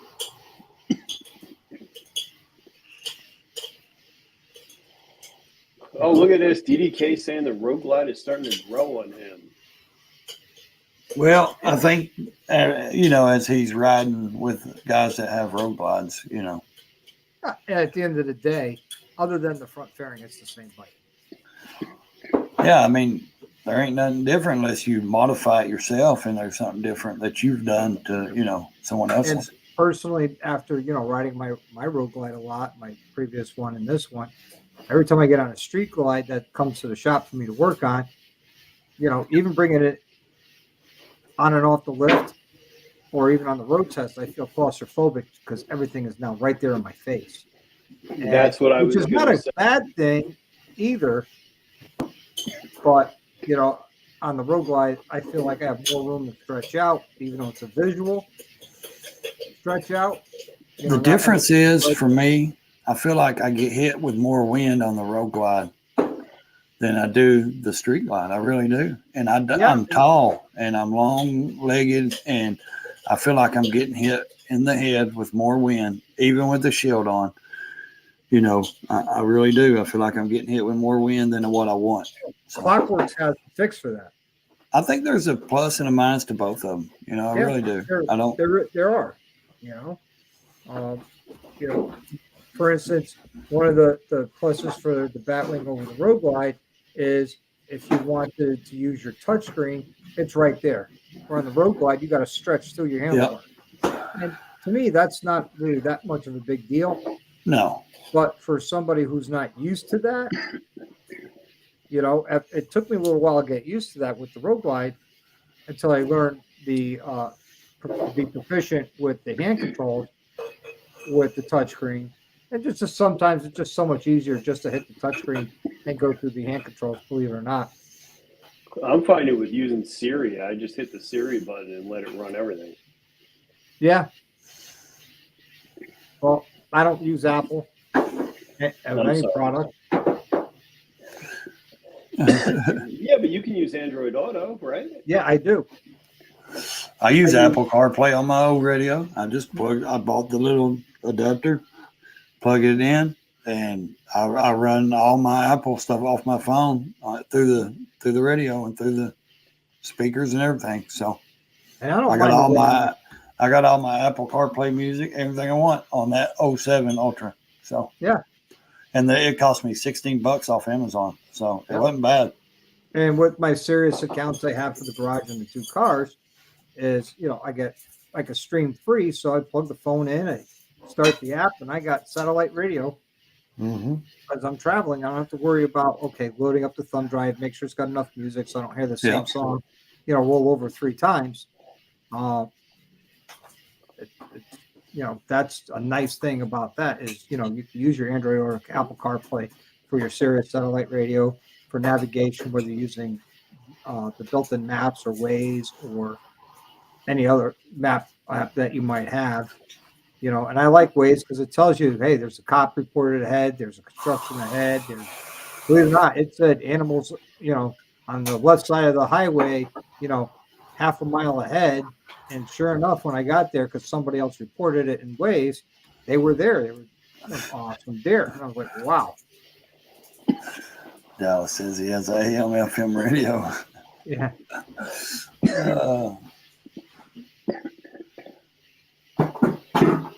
What did you make? Yeah, mine's got mine has the XM built in, but I don't use it. Yeah, well, if you already have an XM account that you're paying for like your car, yeah, you could stream it from your phone through your head unit. I do like that they have the live weather. That would be cool. But again, you can get that. You can get that other places. Yeah, well, you have that on Sirius as well, and that came in handy coming home from Gettysburg because I knew, once I got to the, closer to Tappan Zee, I was going to be north of the storm, which was a big help for me as far as, confidence and, okay, this much further and I'll be out of it, this much further I'll be out of it. And, and hats off to my wife because I said to her, when we were at Gettysburg, hey, Mike and Hannah are down here. They're in the RV. You want to ride back with them? I'll ride in the rain. I don't care. She's like, nope, I came with you. I'm leaving with you. Okay. Halfway through the rain, torrential downpours, highways are flooding, and it sucked. We soaked the rain gear. It only does so much when you're in torrential downpours. I looked at it and says, look, honey, if you want, we'll rent your car. You could drive home, follow me. She says, no, I'm on the bike. Let's ride. So hats off to her. She's a road dog, I think sometimes riding in light rain's one thing, but riding through a storm is kind of, I think it's definitely a rite of passage. Oh, yeah. Yeah.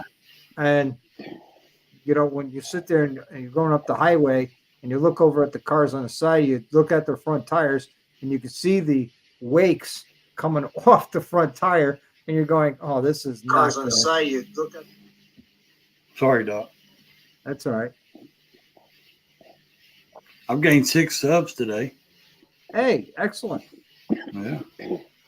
Congrats. No, it asked me if I wanted to stream this to my channel. I said, well, yeah, why not? So Excellent. I streamed it. Yeah. I don't know how you did that, but it's cool. Yep. I see it's linked up top. Yeah. So maybe my people will watch it too. I don't know. I say, I had too many voices in my head. Well, that's the thing, Gremlin. I never really listened to music until they started talking back to myself. And, I said, well, I better put something else in there. 5,000 watt stereo. Now, just make sure he's behind you, DDK. I think, That's yeah, Yeah, It those hurts short him. throat mufflers are loud. yeah, they're fixing to go. Trust me, and they're going straight to the dump. I ain't even keeping them. Ain't giving them away.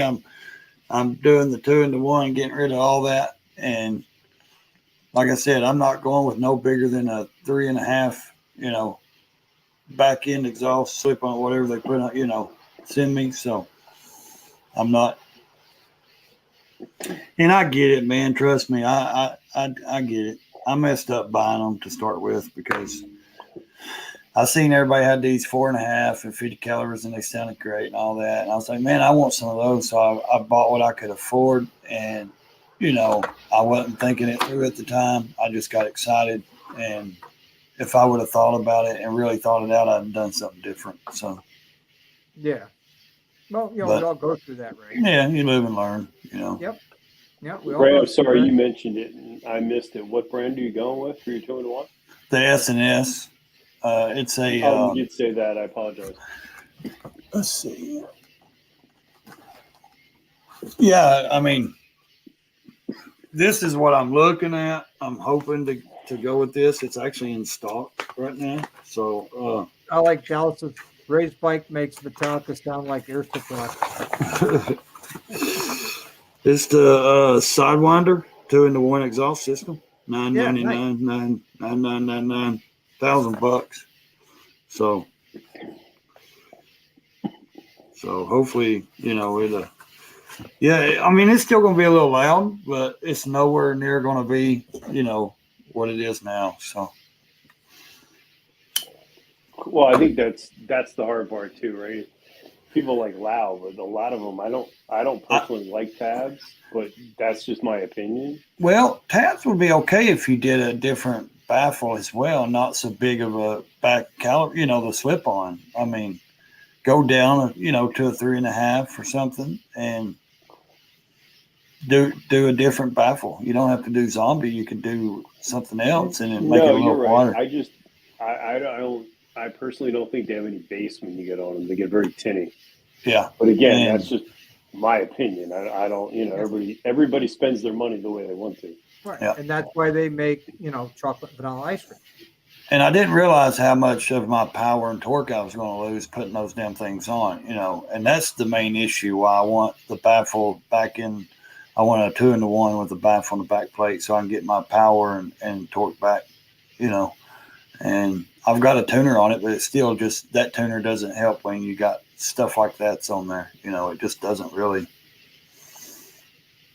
do what it's supposed to do. So So it'll change. It'll change. And the then install or Tweedle? yeah, gonna help you? me and Tweedle's probably going to do it. He's going to ride over when I get it, and we're going to, just spend a day doing it and Do knock some it out. lawn yoga. Yep. Be like those baby goats in the grass. Yeah. Brian does the driveway yoga. Hey, it's a thing. Hey, somebody's got to do it.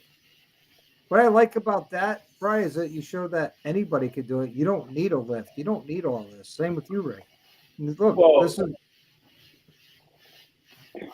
this is what I'm doing, and look, I'm doing it right here in my driveway. I'm doing it right here in my yard, and you don't need all the expensive equipment. Yeah, it makes your life a lot easier.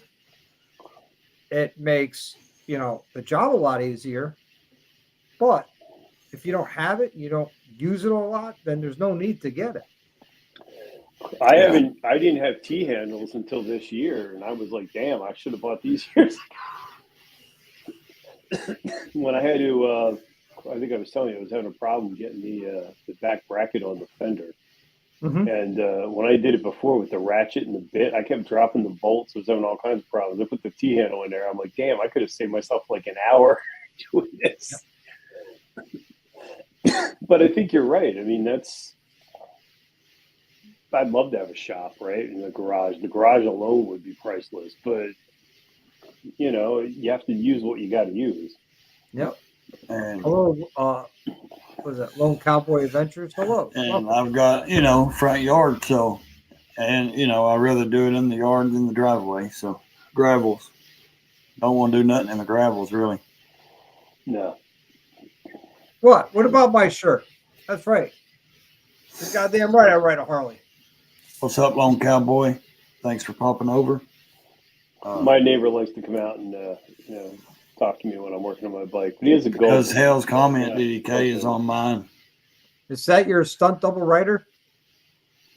No, that's Frank. That's a misplaced moto vlogger.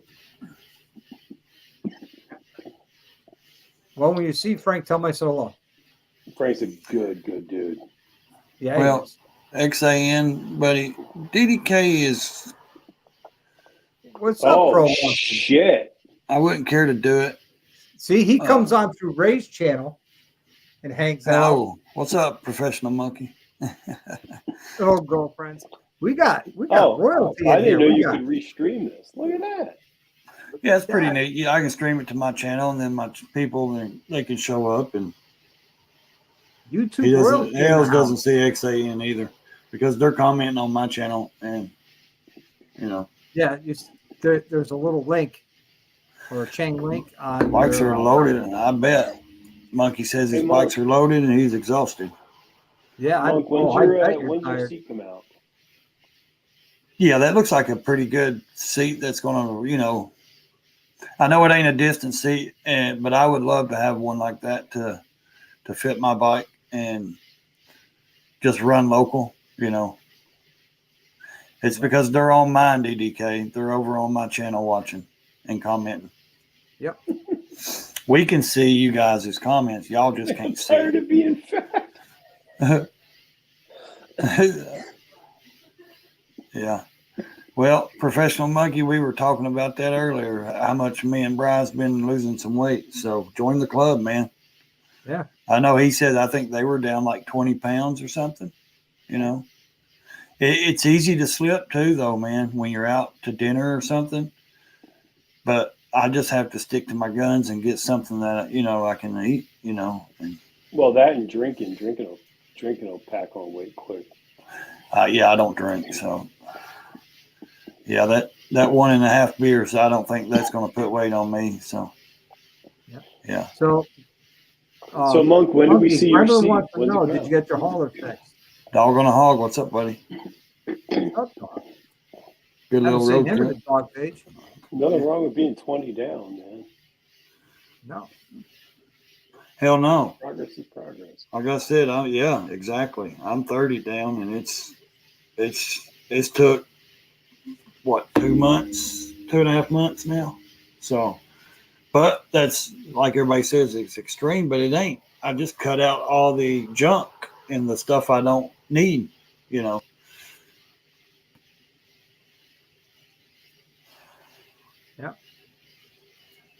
The slide is fixed, he said. $1,000 later, I have those two motors. Ouch. Almighty, yeah. Right before a vacation, I know that hurt. Yeah, like he was saying, I mean, right before he leaves this coming week,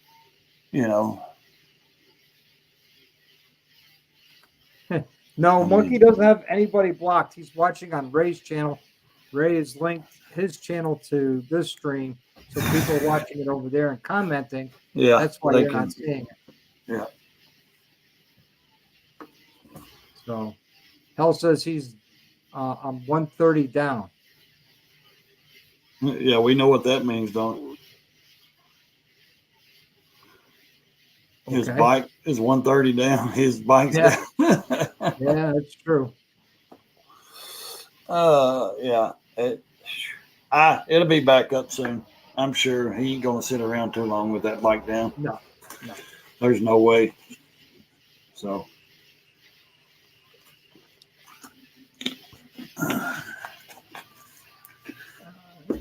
me drive all day pulling double drink of coffee and not enough water. All right. Well, that's the thing, man. You just got to commit to it. And when I feel like I've had too much water and I'm getting tired of that water, I drink juice. There's some juice I buy, and it gives me natural sugar. So if I feel like my sugar's getting low, I'll grab an orange juice, or something like that, and put that back in my body. So I don't drink a lot of it, but a little bit, helps. So see, nope, the parts are on the way. He said You Ray were- is what you got it popped up. Multi-stream is weird. Yeah. So, yeah, he don't have it, what, 2 days left or so, and he's leaving, or a day. Yep. Then he's got a couple-day drive. So, Hell says parts are on the way. I'm not surprised. Nice. Tweedle says, I don't want to watch Doc's live on Ray's channel. He won't get credit for it. Yeah, he will. It don't matter to me. I don't do it for the credit or anything. Seriously, I don't. You know, I do it for the entertainment fact and the community. That's it. I don't think I get too many views on my lives. I get from 75 to 250, and that's nothing. I know it ain't, and that's all right. Raptor Ranch, welcome. It's okay because I like to socialize. This is the part where my YouTube channel comes in for me to make friends and talk to you guys. I don't really care about the viewpoints. I really don't. I'm with Dallas. I drink Coors. Everybody says it's water, so it counts. I think water is an ingredient in Coors. And then he says, I wish I could lose some weight. Well, stop drinking. Dallas ain't big, though. That's the issue. He's a little bitty. He's not a big guy like me, Friday Dallas after is huggable glad size. you got value out of that video. I try to always bring videos that bring people value. I'm glad that you got some value out of that. So I'm very happy to read that. Thank you.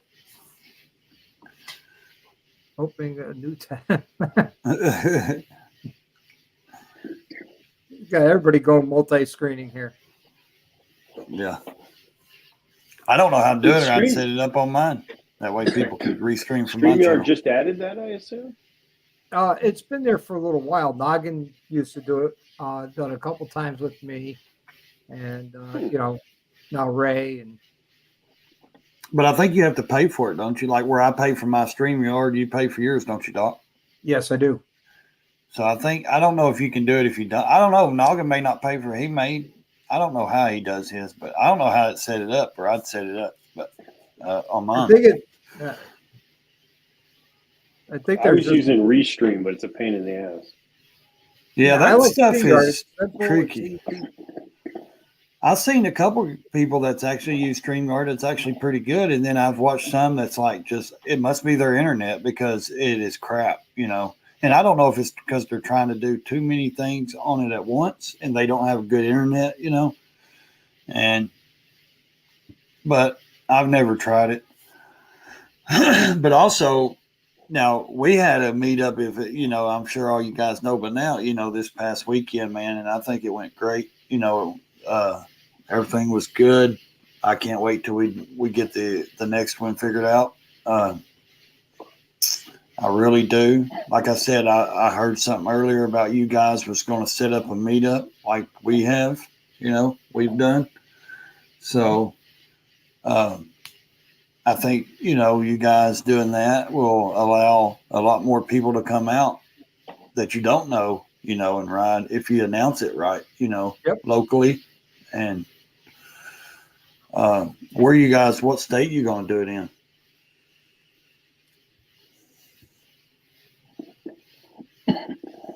But that's awesome. I think that's great that you streamed it from your channel too, Ray. Thank you. I appreciate it. Yeah. And of course, we got Bry here, Mr. Custom Dynamics. Really? Help a friend out. Tell them to send me whatever I need. That reminds me, when it gets cooler, I got to put the whole Provo system in. You still haven't put that on yet? It's either been too hot or raining. The rain here has been insane. Yeah, and I'm sure where you park your bike, there's not enough room to do it in there either. I broke Yeah. Hill's bike, he said. I mean, the good part is I know how to do it now, so it should be pretty quick, but Yeah. I still have other lights I got to put on first, and then we'll get to that. That's where having a garage would be nice, because I could just take my time and work on it. Working outside is it's problematic. Yeah. That was why I the do fender like took so long. the lights you put in the lower fairing. I think those are really nice. Yeah, they do look good.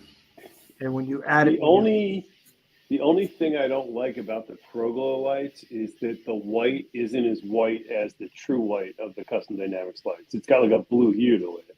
yes, And you notice it when they're up front, you notice it because it's this weird white compared to the rest of the bike that's pure white. But yeah. it works. Now, what about Dog on a Hog Sturgis is next week, I believe, ain't it? Or 2 weekends from now? J-Man, The 6th of August, I believe. Jamin, what's up, buddy? Yeah. I was on That- their stream earlier on their side chat. Ray, you know, I seen you on there. Yeah, I was there before I left the house. Just wanted to stop in and tell them hi. I always like to support those guys, man. Exactly. They're good dudes. They make me laugh. Yeah. They know how to cut up, you know. Oh yeah. So I mean, If I everybody's always try to wondering, catch those. Yeah. the channel that Ray's talking about is the unaffiliated. They go have a live every Wednesday at 6:30 Eastern Standard Time. It's a good time. It's a lot of laughs. They tear each other up. And you know, I sit there in the side chat and I start breaking bones. But then again, if I I mean, don't the break only reason to watch that show is from J-Man. I don't care what the rest of them. yeah, That's not true. They're all good dudes. Yeah. J-Man's my spirit animal, though. He's a good dude. Yeah, He really good is. dude. I like Stubbs because I can barely say something and he gets so fired up. I mean, he's so easy to trigger. I love triggering him, you know. Shadow's just kind of laid back, like, hey, yeah, cool. Hey, what's going on? Randy's like wired to the gourds, you know, and they're all so different personalities that goes together. So that's what makes it their show. Dog says if fate would have it, I'm only 5 hours north of Sturgis for a bit. There you go, buddy. I mean, Yeah, take a ride out, dog. Everybody's going to be out. Well, not everybody, but there's going to be a lot of YouTubers and stuff out yeah, there. because that YouTube thing they're doing out there, somebody was talking about a few weeks ago. I think Monkey was talking about it. That creators like games and stuff they're putting together. I was going to tell Dallas something as well. Do you guys know the guy on Instagram, the Bam Bam Show? Mm-hmm. Yeah, he's going to be out there with those guys as a creator on Instagram. So I talked to him yesterday, and he's going to be out there doing that around those guys. So there's going to be a lot of newer people out there as creators. You know, I wouldn't call myself a creator because I don't create shit except for, you know, extreme, you know, Mountain Dew. No, I'm joking. Extreme. No, I just put together my life and I hope people enjoy it. You know, that's it. Exactly. So, you know, I'm not trying to make movies. You know, I wished I could do a lot of different editing. I really do, but I don't have the system for it. So I do what I can, and that's what I do. So, like I said, easy to get lost in the weeds. It is, and my main thing is I enjoy this. I enjoy just what we just did this past weekend more than anything. You know, actually, this is why this platform's allowed me to do is get out and meet more people and ride, and you know, so if I never go anywhere with the YouTube, I know what I've done is a success. As you know, meeting everybody and I'm not looking for it as a business or a job, though. You know, I can anyway. So, but you know, a lot of people get, you know, they want things out of it, but you know, you have to really put into it. YouTube in the motorcycle community is a hard thing to get real success. I mean, you just got to work and work, you know, at it. Well, yeah, and I think it becomes a grind too, and you have to decide whether that's what you want to do. Yeah. And it's my new full-time philosophy gig. is I'll put out shit when I put it out. Yeah, I mean, and that's me, you know. I mean, it's been, you know, 2 weeks since I dropped a video. You know, I put shorts out, do live streams. But, I mean, I dropped some today. And one was decent, one messed up and did some kind of crazy shit. And so I was frustrated, and that's why I said I hate doing my riding videos anymore. That's why I stopped doing riding videos, because I hate that crap.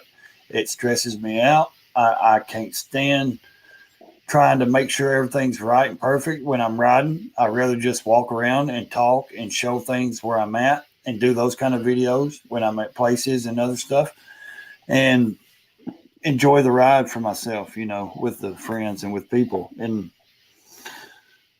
it gets to the point where it's just too much for me for the riding stuff, trying to make sure I got all the angles, all the cameras on right, all the batteries charged, make sure everything's perfect, sound. I just ain't doing it no more.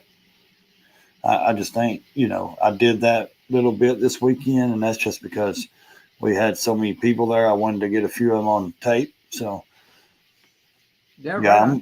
And I'm like Monkey. I hate doing that anymore. I started off. I got a lot of riding videos in my earlier stuff.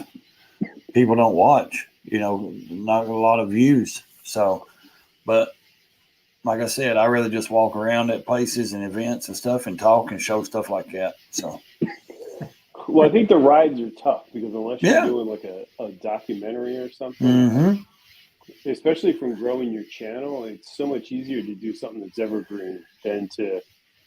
And like Monk said this before, and he's absolutely right. Yeah, people can break my balls. I don't ride, but I don't need to film. You know what I mean? Like there will be times that I film, but as a rule, Yeah. unless you really want to sit and watch that, but it doesn't keep my attention. Although Traveling Tall did a really cool video where he went over went through the Chesapeake Bay Bridge. I thought that was pretty cool, but that's like the first riding video I've seen in a while that I watched. Yeah. Yeah, that's pretty cool because there's multiple tunnels that go underneath the Chesapeake that allow the ships to go out. Yeah, that's where come that's back the way I'm in. going to go down. That's how I'm going to go down when I go to Custom Dynamics. I think that'd be an awesome ride. Hello, Raptor Ranch. Yep. Take 13 Express. Stay off the business as long as you can. Dog on a Hog says he doesn't want to meet Monkey because Harley Fat Boy's got him scared. Mm-hmm. I don't know why. Monkey's a good dude. No, Yeah, Monkey but you is. don't know the story. Like Harley Fat Boy woke Yeah, up there's no with telling what extra he's told lies. him. I think I'd be more afraid of Harley Fat Boy like trying to sing and lap dance to me than Monkey, because I've hung out with Monkey. I'd be worried Harley Fat Boy's Wait a minute, going. back up. So you're saying you didn't enjoy Monkey's lap dance? No, I didn't get a lap dance from Monkey. Okay, I wasn't sure where this was going. I was like, damn. No. But I have to say, man, the loft in St. Louis next year, I think that's where the hangout spot needs to be, because the whole second floor is nothing but a bar and hangout place and a balcony with a fire and everything. So for the cycle showcase. Yep. Even Grumman's saying Highway 13. Take Highway 13, not Business 13. Business 13 be a lot of traffic lights. Right. Yeah, no, Grandma's the man. I'm sorry, all my reading glasses on, so I'm like, eh.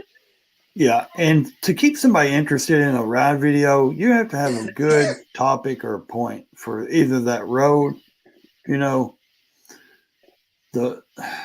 don't know. It's just, like I said, a lot of people don't want to watch just the same, one person doing a ride video and the next person doing it. Hey, well, that's just a road with trees, and stuff. It takes a lot to do a good ride video.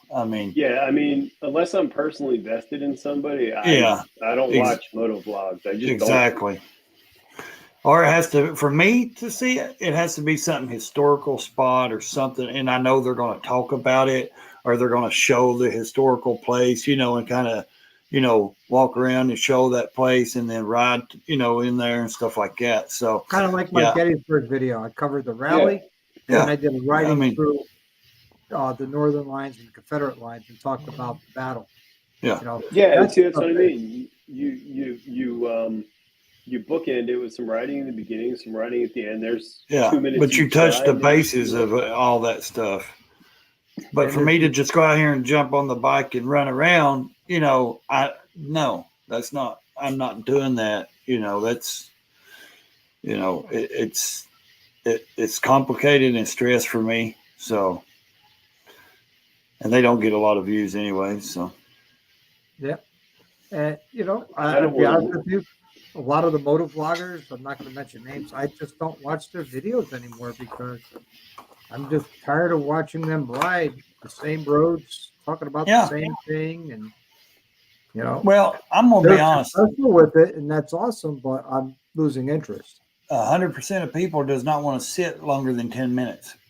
If you can't make a 10 to 12 minute video, or maybe 20, like you better keep me interested for 20 minutes, more or less 45 minutes to an hour video. I'm not watching that. I don't have time just to sit on the couch and watch stuff like that. I really don't. There was a really good video that it was an interview of Mr. Beast. It was really really interesting to see the way he puts out content and his approach to it.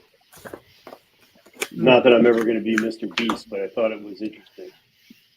Well, Yeah. that's why on mine you'll see between 5 and 12 minute videos, because I don't know. I notice a lot of people, they don't want to sit and watch 30-minute videos. They just don't, especially when it comes to, now, if it's a rally or something like that, yeah, cool. If you're at Sturgis, you're at Daytona or something, and you put together 20, 25-minute video, yeah, people will watch it. But for, like, if I'm walking around and at just a small little event or something going on, I notice a lot of times I always try to cut my video, no longer than like 10 to 12 minutes, because I can guarantee you people will sit there and watch a 10-minute video longer than they will 30 to 45-minute video. That's why I broke Milwaukee up into 2 videos, because each video was right around 30 minutes. And I was like, if I put this in one, it's an hour-long video. Nobody's going to watch the whole thing, because I know I but wouldn't. if you sit and watch it though, and you go in the analytics or whatever, you'll see where they cut halfway off. I mean, people get bored real easy, or they just can't. They don't have the time to sit and watch. I don't worry about the analytics. What I do is I go by my own personal thing. Like when I'm going through, the suggested videos from YouTube, if I see something that's 45 minutes to an hour long, I just go right past it. And I'm not going to invest that much time into it unless it's got a real catchy, clickbaity type of title. And, they'll get maybe 20, 30 minutes out of me, but that's it. Yeah. Hale said he rubbed his nuts on my bike. I jinxed his. That's why it's sitting there. Well, after he if did you it. go, what is it, after 8, you start getting mid-roll ad revenue, which is decent. But I agree, anything over 10 minutes. Yeah, I'm serious. I don't,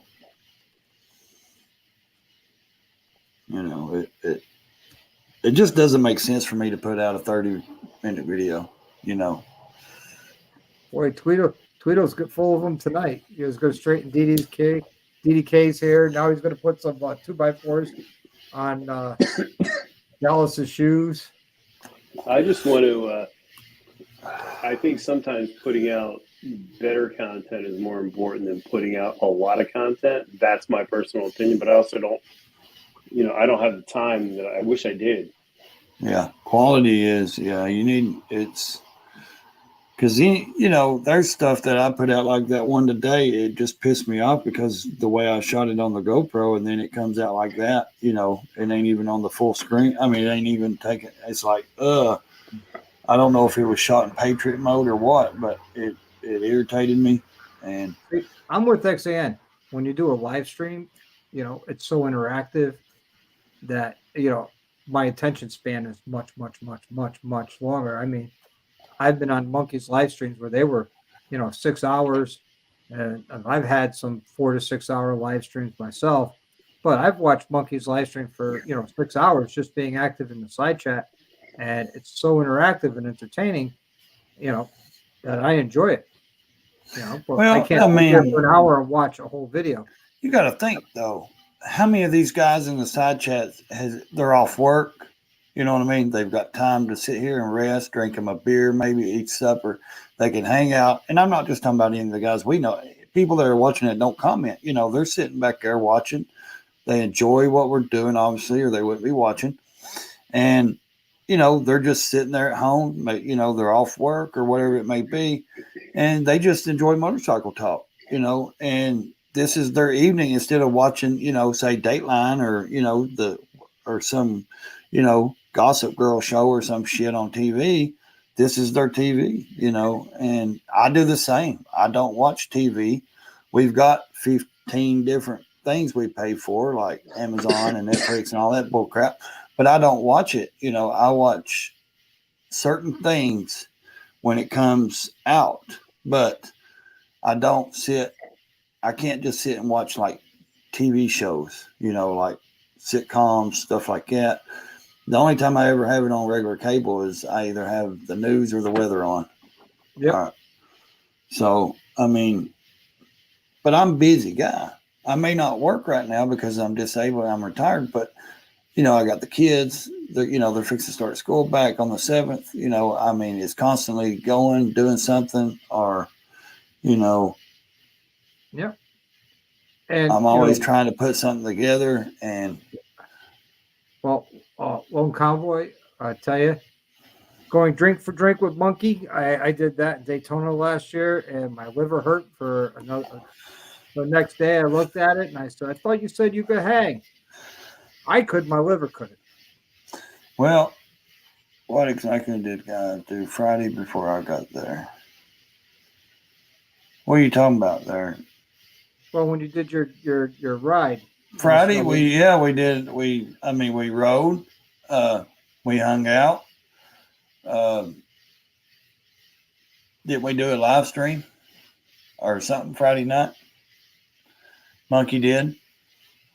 Monkey had one, didn't he? Yep, Monkey had a live stream, and we hung out there. Live stream. Yep, and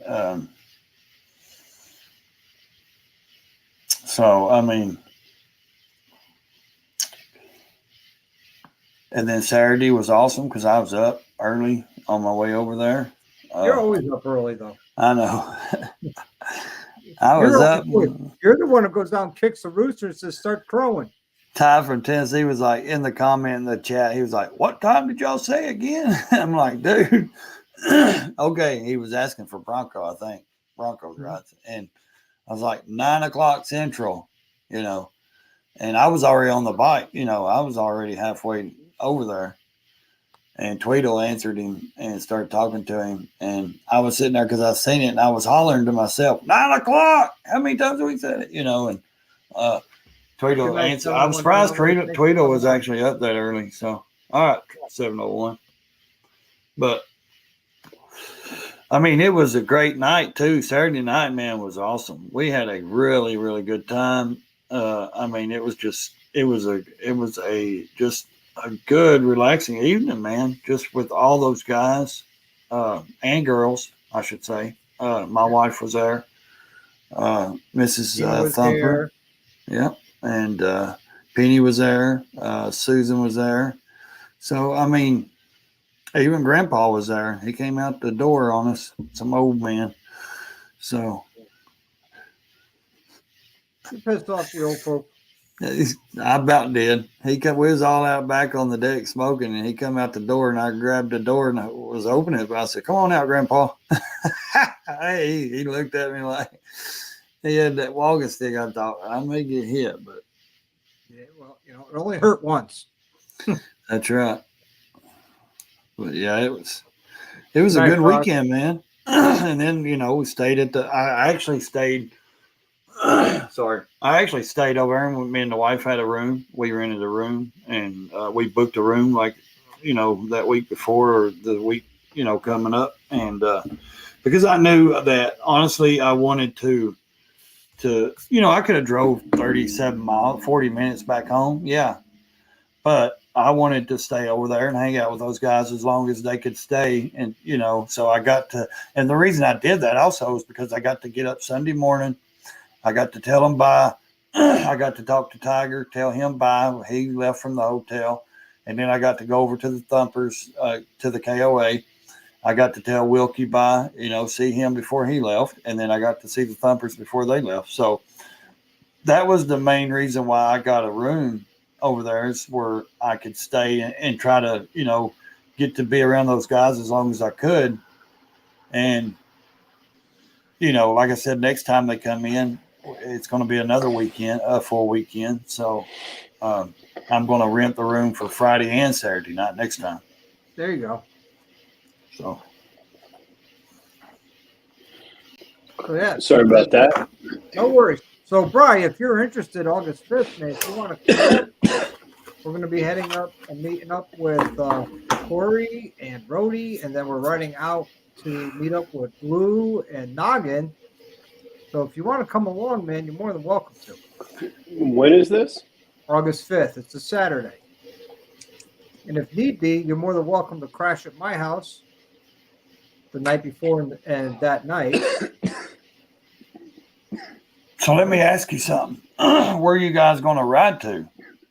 Lake George, New York. Okay, Lake George. Okay. Yep, there's some great riding up there. Some nice hills, the lake. Of course, you got Lake George. You got Fort Ticonderoga. There's Fort. What is that? Fort Henry? No. Fort Henry, I think it is. It's another fort up there. All Revolutionary War forts up there. That's pretty cool. So that's the plan, is to do some riding up there through the their mountains and their woods and the lake, and maybe take in some sights, get some lunch, get some dinner, and after dinner I'm going to start headed this way. And Brian, So that's not this weekend, it's next weekend. Yes. How far are you away, bro? Well, Brian's about 3 hours from me. Oh, that ain't bad at all. And if I went direct to Lake George, it's 3 hours for me to Lake George. But we're going to go meet Corey and Rhodey, I think, somewhere in Springfield. We haven't worked out all the details yet. Yeah. That's nice. Yeah, I'm hoping to get to ride with and meet some more of the northern guys too. I know, as a southern guy, people say, "Oh, Yankees," but seriously, there's a few people that I'm looking forward to meeting, like you, both of you. Hopefully, Bri gets down here to Tennessee. Rhodey, man, that guy, got a lot of respect for him. He seems like a really good guy. He was down here at VAM a couple weeks ago, and I think he was kicking himself because we talked, and he was like, "Man, if I'd have known more about what we were doing, he would have rode over." He said, and just stayed an extra week and got a place over here, and got to meet up with everybody and stuff. So, or what you could do is next year you could come up to the Baggers and Brews event. Well, I was going to this past year, but I wasn't invited, man. Nobody invited me. So, I like invitations, man. I don't want to just. Okay, I'm inviting you. Show up. Do what? It's a show up. They tell you the event's there, show up. Nobody invites you to Daytona. You just show up. Come on. Tell you what, Ray, if you want to feel that important, I'm inviting you to the Baggers. It ain't about that. It's, I tell you what, the entry fee that Baggers and Brews sticker shock, man. It's sticker shock. When you look at something, you're shocked. When somebody shows up somewhere and they're like, "Who invited him?" Well, no, they sit there. Oh my God, Ray's here. Ray's Motor Life. Everybody be happy to see you. So everybody was excited. Well, when I first saw Dallas, I didn't even say hello to him. I said, "Where's Penny?" Yeah. So you're saying perhaps you overlooked him?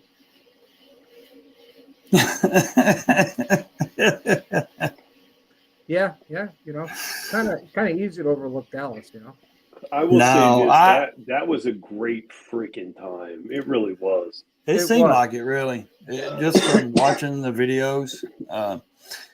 I don't know, man. I think old Cotton's got Dallas beat, man. I'm telling you. Tiger, Ward. I know poor old Dallas is little, but man, that feller is little. Have you met Tiger Ward? I have not, and I want to. He's a good dude. Thank you for coming on. Have a good evening, buddy. Yeah, buddy. Thanks for hopping over here when I came on. He's such a great guy, though, man. He's a nice guy too. The best part of Baggers and Brews event was the riding was good. Actually, it was better than good. the breweries we went to, they were great. But the best part was meeting and hanging out with people that you normally don't hang out with. I Yeah. mean, I got to meet Bry face to face, and we hung out for a little while after the event. We had a good time. You know, I met Wilkie. I met Kelpfire. She came up. I saw Dez again. That was the second time I've seen Dez. And, you know, Dallas. I got to meet Dallas face to well, his face to my chest or something like that because he's, you know, a little guy. Um, but, you know, Bert and George, hanging out with those guys, you know, making fun of Noggin. You know, that was always fun. Can't go wrong there, can you? No. Well, that's like Wilkie, man. I mean, really, like I've only seen him. I've seen him on a few lives and stuff, and then I've seen him, you know, going up there, you know, seeing video and stuff of him going different places and stuff like that, and then actually standing there talking to the guy, you know.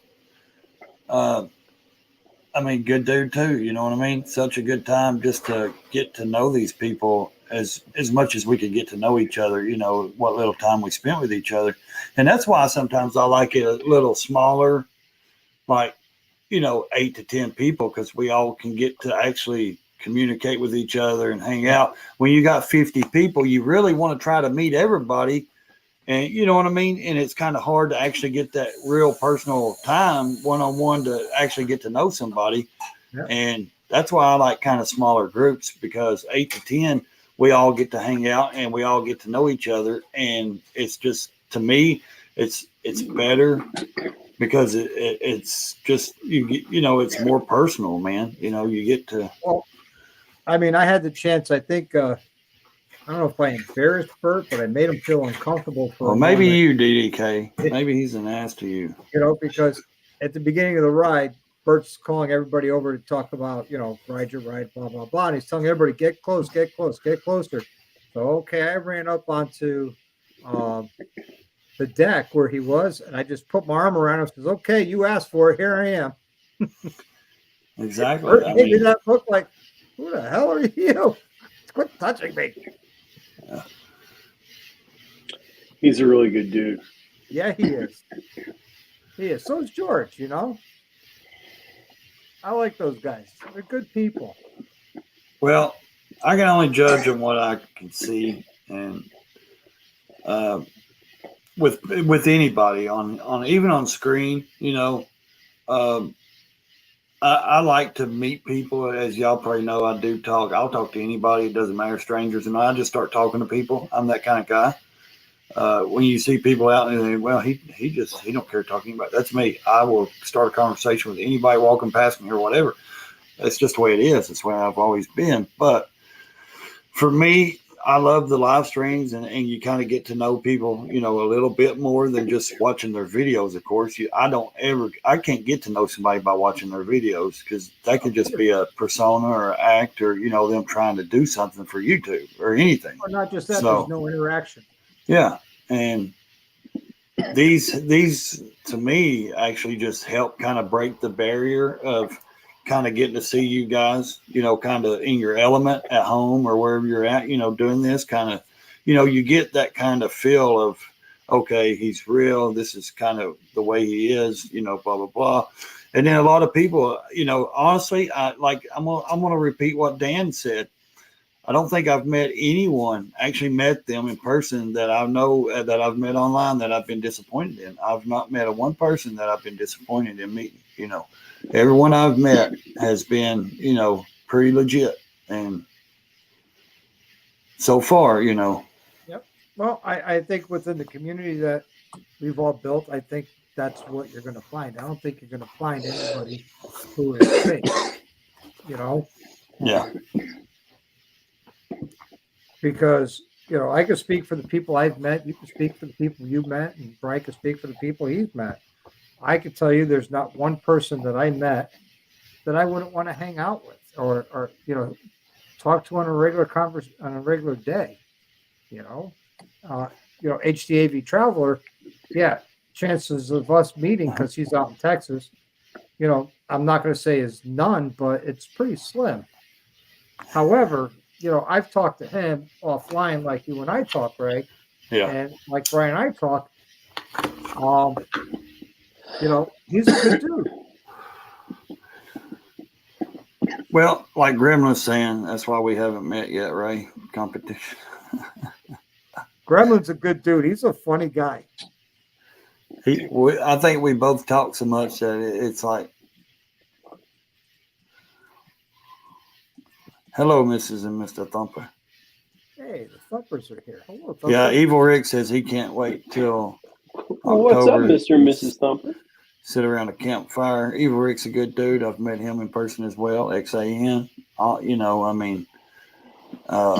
Even I'm gonna say it, man. I know a lot of people will not, maybe not, but Jeremy, which is Busted Knuckles, he's actually a good guy too. Yep. Even though he calls himself an asshole, he says he's not, man. He's a great dude. We all do. He's actually not as talkative in person as he is online. Yep. He's a good guy. Hey, the Thumper should change their channel name from Mr. and Mrs. Thumper to RV Travelers. Those guys are traveling this year. That's awesome. Mr. and Mrs. Traveler. Yeah, Mr. and Mrs. Traveler. You're financially good.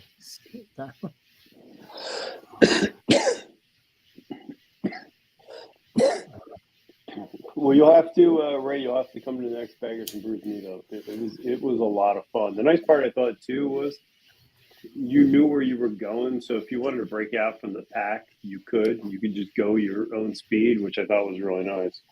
Yeah. Especially with some of the people in that crowd, they've got performance bikes and they want to ride balls to the walls, which is fine, but it makes it tough in a group. In a group. Yeah. I rode my own ride. Ry rode his own ride. I could tell you, so did Rody. He was right there on my right side. And we even fist bumped once while we were going on the road. Yeah. I just set the cruise control and boom. Like I said, it's something I'm going to look into, and that's what I was fixing to say, Dan. He beat me to it, Yeah. Maybe we can get the crew to ride up and. Yeah. Noggin and them got a what is that? I was gonna say rent an Airbnb. House for the weekend. Yeah, get us a house and stay up for what is it? A weekend ride, basically. It's a Saturday ride. My wife and I, we got there Friday, and we left Sunday. Yeah, it would have to be something like that for me because I don't want to try to do a turn and burn and come up there and just it would have to be go up and stay. Friday, get there Friday evening, stay Friday night, and then do the ride and stuff Saturday. Stay Saturday night, get up and leave Sunday. So, and I don't think it's too many hours away, is it? 10 hours maybe, or 8? Yeah, it's about 10. So I mean, and when we left, because it's not that long of a ride for us, we didn't head straight home. We went we all met up at the Atlantic City Harley Davidson, which if you've never been, they got like a little mini museum upstairs, which is pretty cool. Then from there, we went to Paul Jr. Designs further up the coast on the Jersey Shore. And we had lunch. And then from there, some people going one way, some people went another way. And then like Corey and I think one of Rhodey's buddies rode back with us. And then we went our way. And it was just awesome. Thumpers are wanting to know when is it? When did they do that? Was that May? I was going to say, because if it interferes in my Loretta lens, I can't do it. But I don't think it does. Yeah. I think it's right after, maybe, because Dallas went up. So, because we went to Loretta, we went to TMMR, me and Dallas and Dan and a few of us. And I think he went up right after that. Yep. Like a weekend or so after or maybe 2 weeks after. I'm not for sure, but he went up. It was May 27th was their event. End of May, he says, yeah. Hey, look who's here. We were just talking about him earlier. What's up, buddy? How you doing? Yeah, every day. That was a really good interview with Doc. I enjoyed that. I want to catch more. It was Memorial Day weekend, Kelp Fire said. Yep. Okay. Yeah, I'll have to mark that on the calendar and see, for next year, because Thank you. yeah, it's not that I wouldn't mind doing it. Thanks, buddy. I'm just, I want to make sure it's, the timing's right and everything with the kids and the wife and all that. So, Yeah. because that comes into play for me on everything, everything I You still do. got little ones. Yeah, I've got school. little ones in the house, I mean, it's still, well, not little, but, 15-year-old, 17-year-old, so that's a, obstacle that I have to, work around. So Yeah. I can't just say, hey, I'm going to Jersey, and leave you here and not know nothing, so. Why not? You went to Florida. You took them with you, but Yeah, I took them with me. That was our family vacation. So yeah, it's, they're getting older, so it is changing a lot more. you want to we're spend able to. much time with them as you can because you're only going to be that age once. Yeah. Yeah.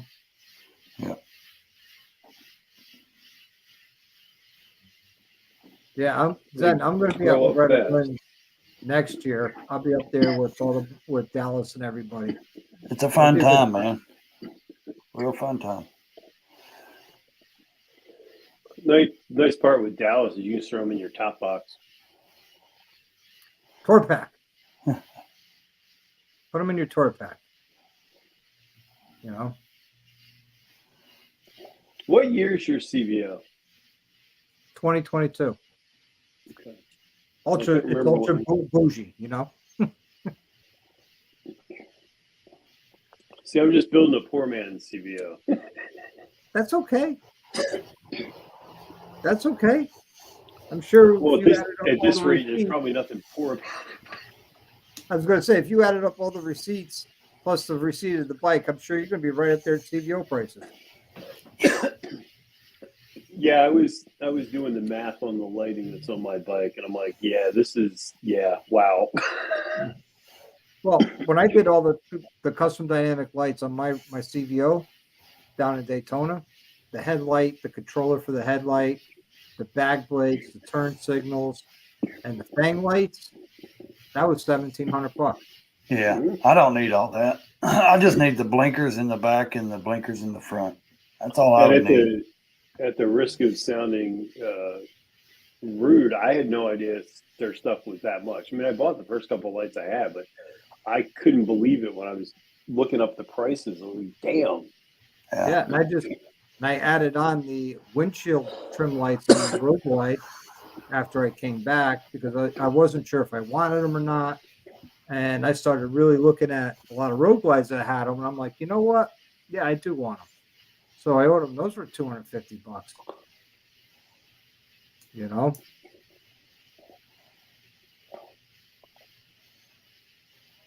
Yeah.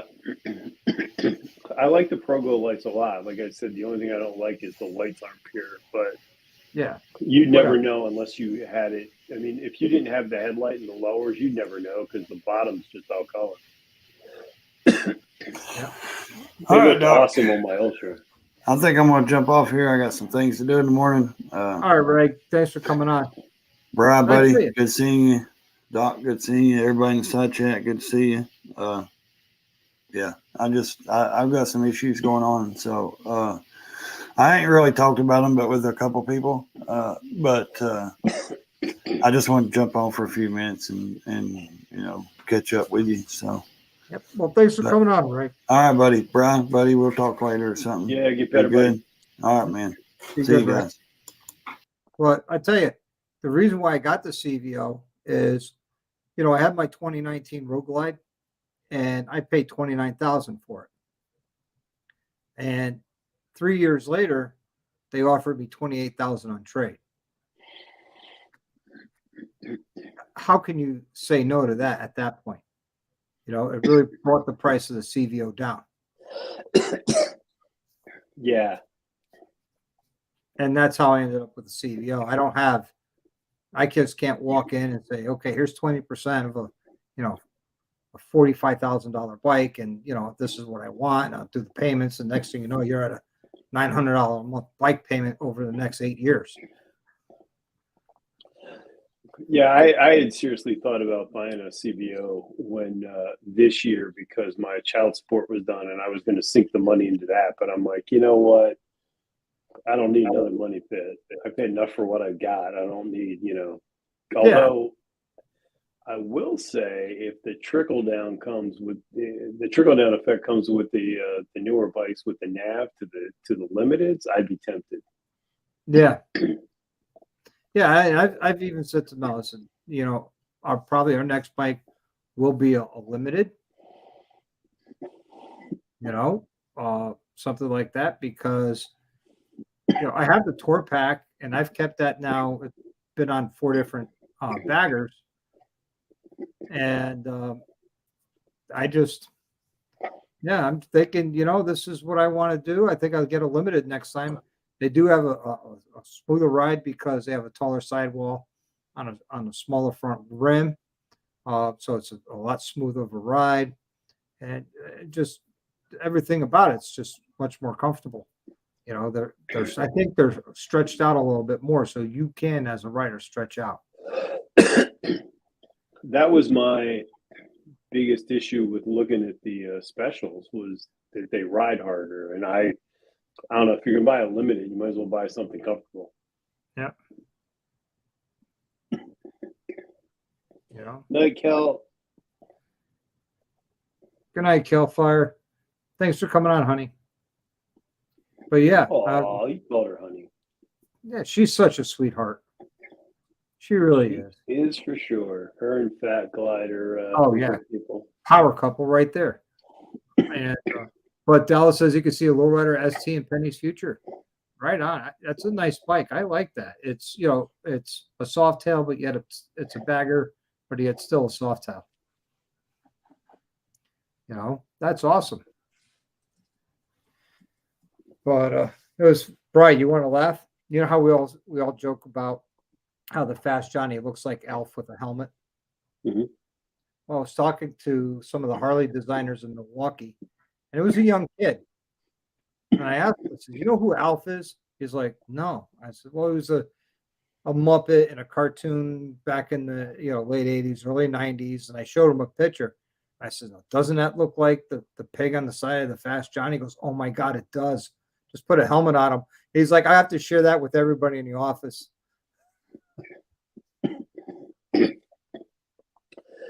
I like the stripe because was it the 2020 where they did the specials that had the Cobra stripe down the center? I don't. I forget what year it was, but they made a blue and a red one. And after I bought mine, I saw a blue one for sale, and I was like, "Damn, I would have been all over that." Well, see, when I see the Fast Johnny, you know what it makes me think of? The early Dodge Vipers that were the blue with the white racing stripes. And that's always a nice look. Assuming that you're not buying it for MSRP, I'd rather put the money into just making it my own.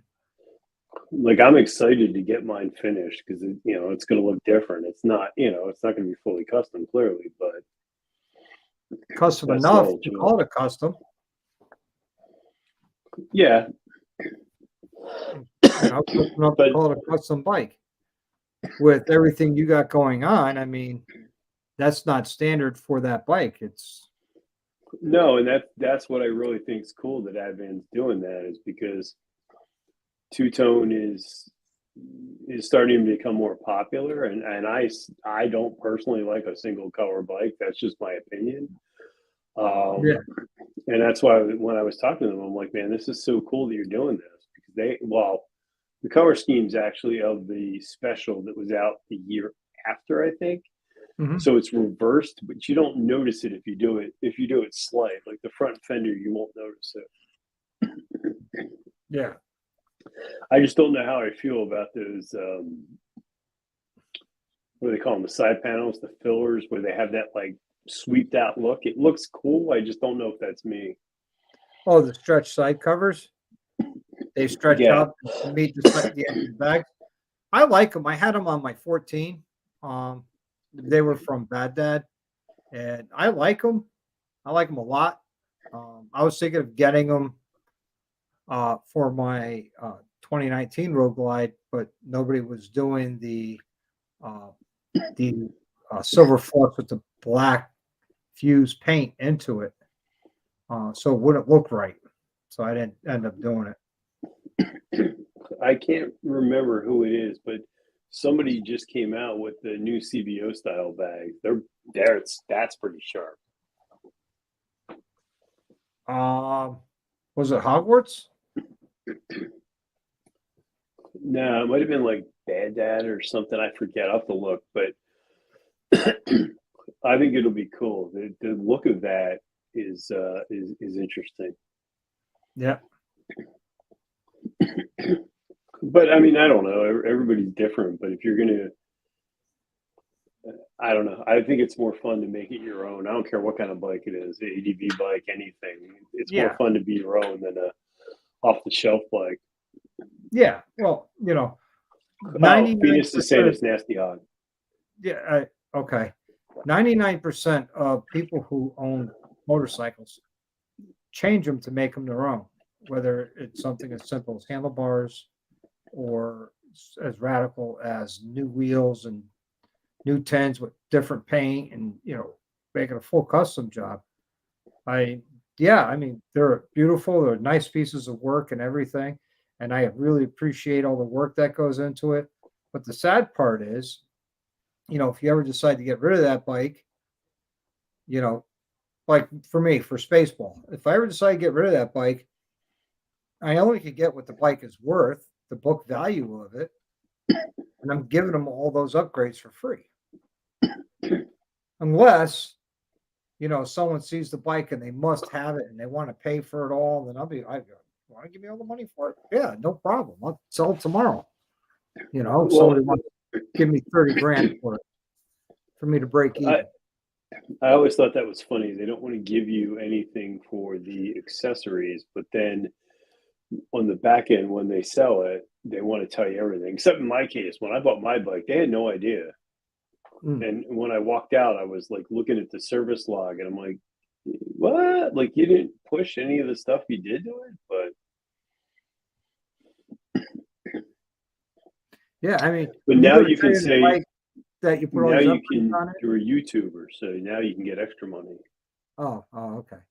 Well, yeah, but if you sit there and you trade in a bike that you put bars, exhaust, custom paint, stage 2 on, right? And you go to trade it in, like, well, it'd be harder to sell because it's custom fit to you, and we got to find the right person that would want all that.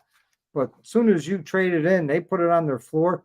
The salesman are like, yeah, man, this thing's got look at the bars that was put on it. Look, it's got stage 2. It's got this custom paint job. It's the best thing out there, But that's with anything when you deal with sales, when you're trading something in, whether it's a pew or a car or a bike or anything, Well, and that's kind of where, yeah. I mean, you got to make it your own, but at the same point, like when you sit down, because I'll be honest, man, when I had sold the Ultra or traded in and got the limited, the Road Glide, there was a part of me that was like, what did I just do? Because now I got to start all over again. And it's fun, but at the same time. Doesn't John do that? Cycle Fanatics? He does. But I don't know what his financial situation is, I mean, honestly, I like John. I think he's a great dude. Yeah, I mean, honestly, if it weren't for the fact that I had the ability to, especially like with the lighting and stuff, I would only have half that. I mean, it gets expensive, and it's not a flex. I mean, it's just the reality of it. It is. I mean, I saved, I'd say, a lot of my garage money from October until I left for Daytona just for the custom dynamics lights. So I knew what I wanted to do. I looked at the prices online. I knew what they were going to charge. So I saved all the money I could so I could do that and yet still have a good time down there. Now this year, Well, and that's okay. I'm bringing Spaceball down with me. So there's not much I could do to Spaceball down there other than suspension. Yeah, and I think that that's the thing, and I hate seeing it, but I've seen a lot of people do it. Could I? Let's say you're looking at a limited, like a Road Glide limited. Let's say used, even what's new? What's it like 29, 30 something? Yeah. People don't realize that, like, if you don't do your own service and you want to do upgrades and maintenance to that bike, I don't think people don't budget that in. So they're like, well, I got this loan and I can afford it, but then they can't afford to have it serviced. So Right. I feel like with the Harley lineup, people just go too deep. Yeah. And then, they have a bike they either can't get rid of or they can't afford to ride. Yeah. Well, I was smart this time. I saved all the stock parts I took off the bike and I put them up on the rafters in the attic. So if I ever go to trade that bike in, I'm gonna put the stock handlebars back on it. I will. You see where I'm going? I'll put the stock rear shocks on it. I'll put the stock mufflers back on it, and that's it. There you go. It's a When I stock bike. traded my bike in, I was like, look, I want my lights from the front, my custom dynamic lights. It had them, but it was the older version. And the guy's like, oh, I'm like, give me a screwdriver. I can do it my damn self. Like, you just sold me a bike. Are you really going to worry about 15 minutes worth of labor? Come on. Yeah. Yeah, I mean that's what my dealer is. It's 100 and it's 110 or 120 an hour. Yep. And people balk at me. They say, well, what do you charge an hour? And I said, well, I don't charge an hourly rate. I charge what the job is worth. And like, well, if you were to charge an hourly rate, what would you charge? It's about $80 an hour. As you're not paying me $80 an hour to do it. You're paying me for my knowledge, my experience, my tools. That's what you're paying the $80 an hour for. Yeah. And people don't realize that. They're like, well, hey, so I'm a lawyer. I don't get $80 an hour. You're a lawyer. I don't get $80 an hour. That's your fault. Well, that's the highway pegs that were on my bike were the cheap Amazon knockoffs. Yep. And they couldn't, the screw got stripped, the bolt, they couldn't get it out. I went to Harbor Freight and bought a whatever you want to call it, the extractor kit. It's like $50 and I got it out. I'm like, how is it that your techs can't do that? And me in my freaking driveway can do it in 30 seconds with the right tool. Yeah. Well, I mean, it's because, they got to charge you what the book says. When I brought my bike in for the dyno tune, the chain stretch, so they had to readjust the chain, and they whacked me for an hour of labor to readjust the chain. That's what I'm saying. $120 to adjust my chain. It takes 5 minutes. Yeah, I think it was like their senior tech. And you're charging. I think they got me for like $60. The tool was, the whole kit was $60 at Harbor Freight. You know what I mean? Like it I don't know. Yeah, and I do have a lot of specialty tools. I will be buying the digital technician soon.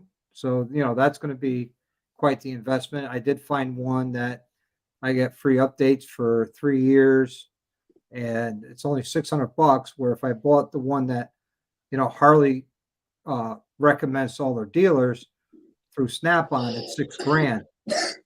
And every 2 years, it's a $1,000 software update. Yeah, I mean, unless you're recouping that money, that's insane. Yeah. Well, how much money do you think you got tied up in tools?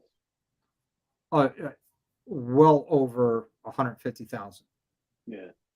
Well My over. dad was a mechanic, and it's But crazy. that's a collection I've had, since I was 16 years old when I started my automotive trade. That's fair. But when you add in the equipment like the lifts, tire machine, tire balancer, the specialty tools, that you have to have, some of the earlier clutches, there was a diaphragm tool, so you could take the snap ring out to remove the diaphragm to replace the clutches. That's a specialty tool that costs money. Specialty socket to pull sprockets off the transmissions. I have a specialty tool where I could change valve springs without pulling the heads and using a spring compressor. I got to pressurize the cylinder to do it, but that's okay. I have the tool for that now, and that costs money. The bearing removal installation tool for cam bearings, for Milwaukee 8s and twin cams and Evos. Each tool is separate, and that costs money. Every time you turn around, I'm worried about the specialty tools that are going to be coming out for the new 121s. What's that going to cost me? Yeah. Like I said, I mean, I've just got basic tools, but it's like anything else, man. If it makes the job easier, it's kind of nice to have. Oh, exactly. When I was in the trade, this was my theory. If I had to borrow a tool, I thought about buying it. If I borrowed a tool a second time, I started looking into the price. Mm-hmm. If I needed a tool a third time, I went out and bought it. But with that, I end up with tools I'll never use. All right, good night, DDK. Like I have Chrysler ball joint sockets that I'll never use again because Chrysler got away from threaded ball joint, but I have them, I have a bunch of tools I don't use anymore that, are basically obsolete that I paid good money for, but it's all part of it. Well, yeah, I mean, it's like anything. You can get upside down fast. I mean, when I left my previous job to work at the place I was at, I lost all my production equipment, and there was part of me that was like, maybe I should have just walked away because, like you said, you can blow money like it's crazy. Oh yeah, my godson I was talking to him. Graduated high school this year. And I said to him, okay, you didn't apply for any colleges. You have tuition remission at 2 different colleges that you chose not to apply for or follow through with your application. Now you're done with school. You're a grown man. What are you going to do? I think I'll go get a job as a mechanic. I said, oh, okay, that's cool. Do you have any tools? He goes, well, no, they provide you tools. No, they don't. I said, you got to roll in there with your own toolbox. And I started going down the, I took him to Ace, and I says, okay, we're not buying anything, but let's take a look and see what tools you're going to need. And we started going down the list of tools, Craftsman and, not even, all the high end stuff, but just the basic hand tools, sockets, wrenches, ratchets, screwdrivers, pry bars, feeler gauges, micrometers, because if you're going to do brakes, you're going to need a micrometer. And, we're going through the list and, metric and standards. And, we're about $1,000 right off the bat just to get started. And he's like, that's a lot of money. I said, yeah, this is not including the toolbox. Well, and that's always the argument that I make with the video production stuff is that people don't realize how deep you can get into it fast. And let's face it, like you said, sometimes the return's not there, no. And I've been really, really trying to limit gear because I generally only use 2 lenses and I've got like 4 or 5 of them. Yeah. Well, your camera equipment is here. My camera equipment is entry level. I use GoPro and an Insta360. That's it. Yeah, but it's like anything, right? If you're doing content that people want to watch, the sound is primary, the quality of the video is secondary. Yeah, and it could get. It doesn't matter what trade you go into.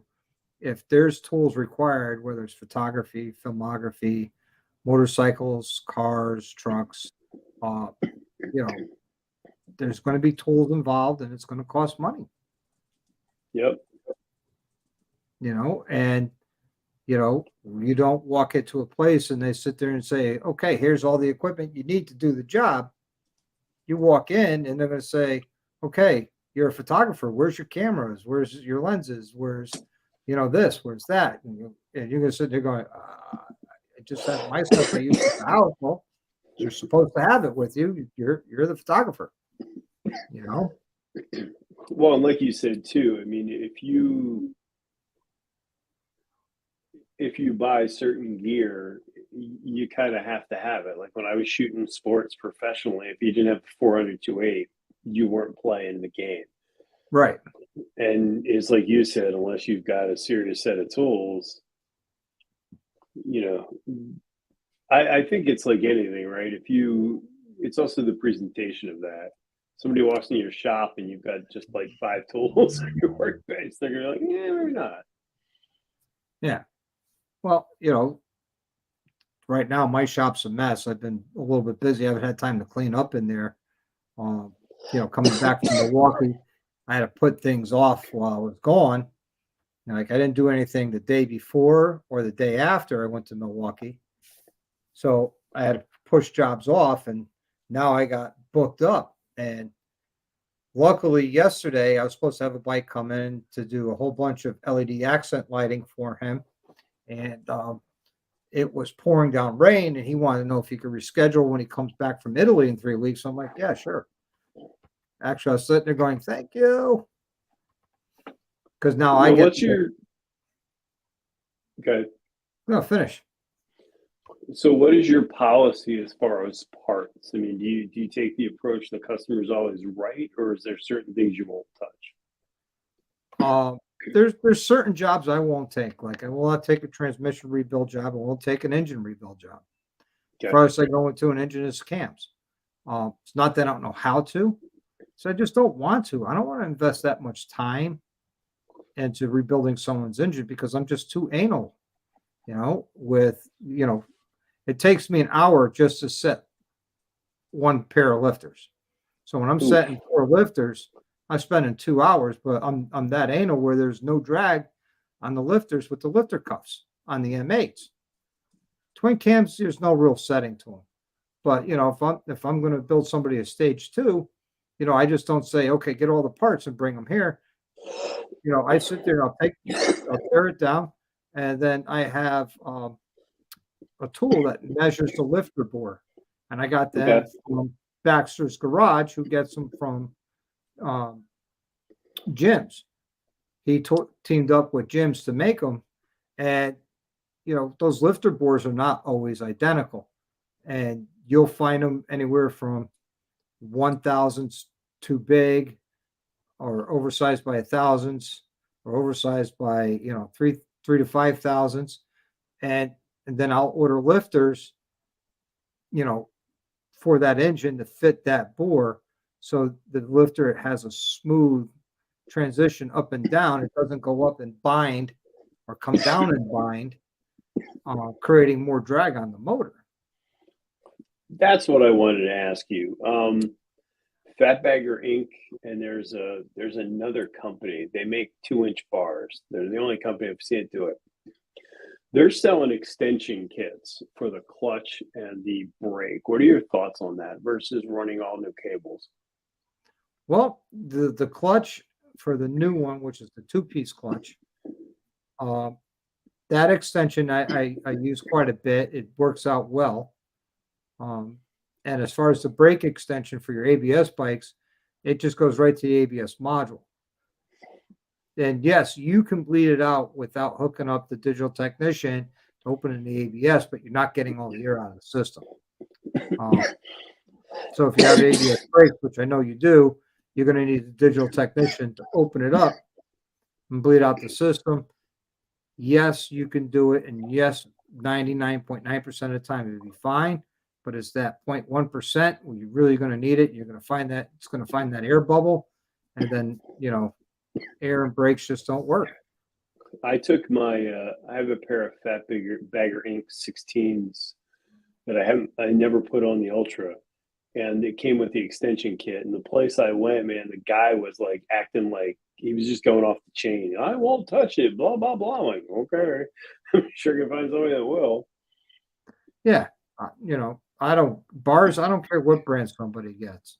And he was hell bent because they were 2-piece. He was freaking out that they were I've 2-piece done bars. them. They bolt together. Mhm. You know, they sit and they go here, and there's two bolts that hold them together. And I've done them. I'm sitting here and I wonder how rigid they are, and I look at them, but I'm thinking about it, and I'm like, you know what? Normal handlebars are hollow all the way through. At least this is two pieces of solid steel that bolt together. So, and there's two bolts. Make sure you put some Loctite on it, and you'll be fine. You know. Yeah, I don't. Only one time I told somebody I wasn't installing his bars for him. He bought them on eBay, and they were bent. And I told him, I'm not installing bent bars for you. He goes, but I want them on. I'm like, well, I'm not doing it. Sorry, come get your bike and your parts. Yeah, that's a safety issue. I mean, that I could see. I was just curious because, I mean, this guy just came off like a total prick, and I was like, dude, because my KSTs are 3-piece technically, because both bars tie into the riser. Here, I'm going to put this in the side chat. This is the bars I was talking about. That's for the Road King, but same concept. I'd like to put 16s on my bike, and I'd like to get the 2-inch bars. I think they look badass. They 2-inch bars, those are fat. I thought 1.5 was big, but wow, you're talking 2-inch. I mean, I have 1.5 now, and if I'm going to go to 16s, I like the look of it. I think they're really cool. Yeah. Yeah, and it'll go really nice with your sissy bar, because I think that's like 1.5. You know? I'm actually getting a different one that's more 1-piece, like the Suicide one. But I guess that with that is if I'm going to go to 16s, because KST doesn't make 16s. No. So I'd have to go, I'd have to switch brands anyway. Tab has 16-inch bars. Have you looked at those? I know you don't like their mufflers, but they make handlebars, and they in my opinion, this is my opinion only, they got the best name for their handlebars. Yeah, the Folsom Prison. Yeah, because if you're going to spend a day behind bars, might as well be the Folsom Prison bars. That, to me, that it's marketing, but I think it's genius marketing. Yeah, I have 14s. I really want to do 16s because they're still pretty low. Yeah. See, although if I change the seat out, they might not be too bad. Right. I have 12s, and I love having the 12s. That's what I had in the Ultra. Yeah. The stock handlebars were horrible. Yeah, stock ones are just garbage. I just can't. No. Nope. You can keep them. I think. Did you see Harley put the bike builder back on their channel or back on their website? No. I think it's still there. They had a thing in. Gosh, I can't remember when it was. 2015, probably before that, where you could click on the bike you wanted, and then you could add all their parts, and it would render what it's going to look like. It was pretty cool. Yeah, they had that in 14. I remember that because when I bought my 14 Street Glide, I was like, okay, what's this going to look like? What's this going to look like? And I put it on. I was like, that's pretty cool. I really wish that they would let you customize a bike from the factory. I think, I mean, yeah, maybe they're Harley parts and they're not the best after, some of the aftermarkets. But for instance, if you wanted a special order a Road Glide ST with the 135, instead of buying the bike and then buying the motor, order it with that. Yeah, it might take a little longer to get, but if you order that bike with it, then it comes right from the factory. That way it's done, Yeah. But I don't know. Bars, it might be different, but there's always that part of me that's like, you never want the bike to be done because then there's just more you can do to it. Yep. Hey, Kazemoto, how are you, buddy? Thanks for joining in. But yeah, the Carlinis are nice. I've installed a few sets, and I like those bars, but they're all the money. When you buy Carlini, you're going to spend the money, and they're nice though, and they're worth the money. Chromeworks was doing installs at OC, but they don't make 16s either. Right. Because I would have been really tempted. Night, Venus. Good night, buddy. Yeah, I'm falling behind here. Because I was going to have them do my exhaust while I was down there, but they kept going on and on that they only had a few pairs of them, and I'm like, screw it, I'll just get them here. Yeah. Yep.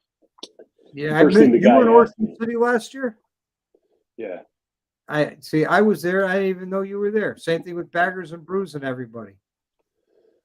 My thing is, I don't know, unless it's going to be like I'm doing a meet and greet somewhere, which I've never done, but I don't know. I don't need to tell people where I'm at. I mean, it's different with you. Don't get me wrong, but right. I wasn't like, I was going to say, if I knew you were going to be somewhere and I was going, I'd reach out. Hey, I'm going to be the same place. Would you want to meet up, hang out? And if you said no, I would understand that. I didn't film a damn thing either, which made it great. I was just enjoying myself. There you go. I hung out with Bert and George and Colin, who's a Bronco ride. We had a blast. Nice. And that was my first rally experience, and it was good. I mean, I don't know I do it all the time, but it was fun. Yeah, I love the rallies. I'm going to my 5th rally in September, so for this year. I could easily get over the bagger bros that have to rev bomb at every light. It's like, okay, you got exhaust. That's cute. Yeah. Yeah. I whatever, dude, that's what they want to do. That's what they're going to do, and I sit there, I go to rallies, I have a good time. I walk around and look at all the vendors, talk to the vendors, go like last year we saw Godsmack and Chevelle. That was amazing. But I did learn something at Ocean City. The lower the street number is for the hotel, the lower the quality hotel you're staying at. I didn't know that. I just looked at it and said, okay, this is where, a lot of the vendors are going to be, and this is where the music is going to be. And this is a couple of the bars I want to go to, like the Bearded Clam and all that. Okay, so this is the hotel. Okay, that works for me. It was on First Street. Give me 1 second, right back.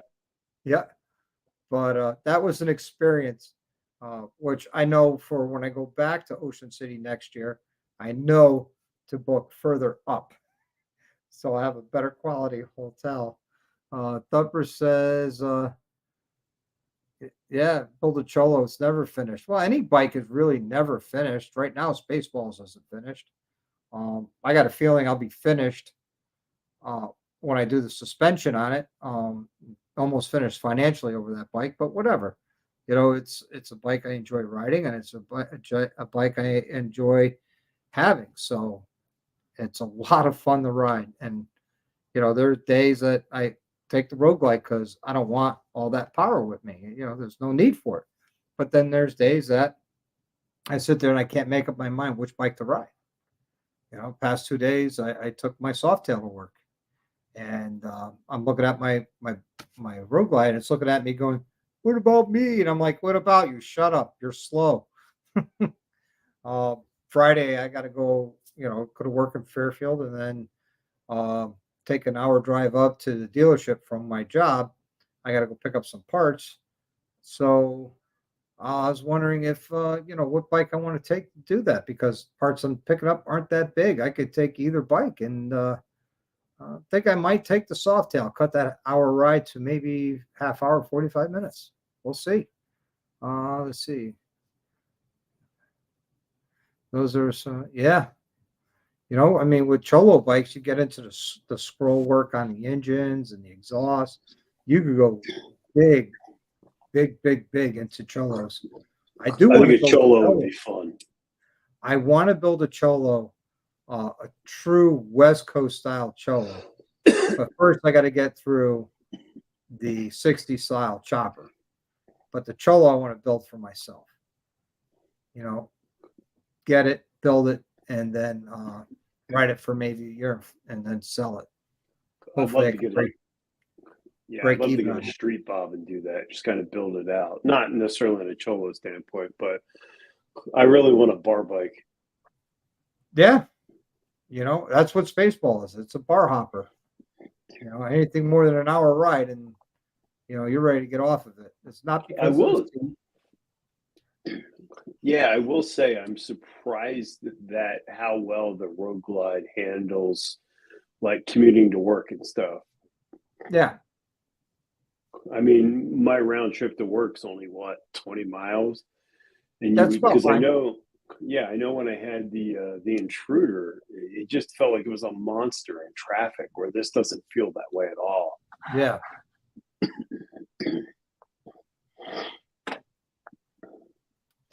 Well, the problem with scrolling Thumper is if you do it on parts that are already chrome plated that you're not going to get replated, that plating will eventually flake off because you're scratching away and you're going to have those sharp edges. So if you do the scrolling and it's deep enough to get it plated afterwards, then it'll last a lot longer. That's my experience from what people were telling me when I was talking about scroll work. It's beautiful. There was a knucklehead rat rod up in Milwaukee that had a ton of scroll work on it, and I loved it. I thought it was absolutely amazing. You know, trying to do an SS Super E car, yeah, uh, yeah, yeah, uh, that is that's quite the task if you don't have the tailpipe sniffer that reads your air fuel mixture ratio. Uh, have a whole bunch of jets of different sizes for your intermediate jet, your low idle jet, and your main jet. Uh, that is that's quite the task. I don't even do that anymore. People go, "Oh, I want to get my carb jet." Yeah, cool. Can you do it? Nope. It's like lacing a wheel. Don't want to do it.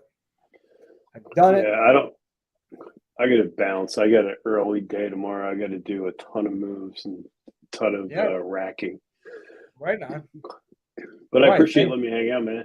Yeah, no, thanks for coming out and hanging out, man. I appreciate it. Anytime. But You know, yeah, guys, thanks in the side chat for hanging out with us. I appreciate it. yeah, right. Have a great evening, man. It's always good to see you, talk to you. Let's do it again soon. Yeah, I'll catch up with you tomorrow once things calm down. Yeah, right on. Cool. Right Well, on. everybody have a great weekend because we're almost there. Yeah, almost. Cool. Well, thanks for letting me hang out, Doc. I appreciate it. No problem, Brian. See Anytime. you, sir. That was Brian the Biker, the man, the myth, the legend. But yeah, the tuning carb bikes, it's almost a lost art these days because only the old school guys know how to do it and have the equipment to do it. I don't have the equipment to do it. I start with your air mixture screw. I'll run it all the way in and bring it out 2.5 turns as a starting point. So now I know I've got a good starting point for the air fuel mixture. And then I'll take the bike for a ride. And then if I feel that it's either getting too much fuel, then I'll change out the jet. Or if it's not getting enough fuel, I'll change out the jet. So there's a lot of riding and trial and error when to do it. I can't tell you, well, if you got this pipe and this intake and this cam and on this motor, you need these jets. I just can't tell you because you know what? Every motor was different. Every motor is different. Um, they could be built the same day, but the tolerances are different. Quality of fuel is different. Air quality, believe it or not, moisture in the air. Sorry, guys. That all that comes into play when you're playing around with that type of stuff. So, yeah, good luck to you. Get a handful of jets, different sizes. You could see what size you have in there now if you pull the bowl off.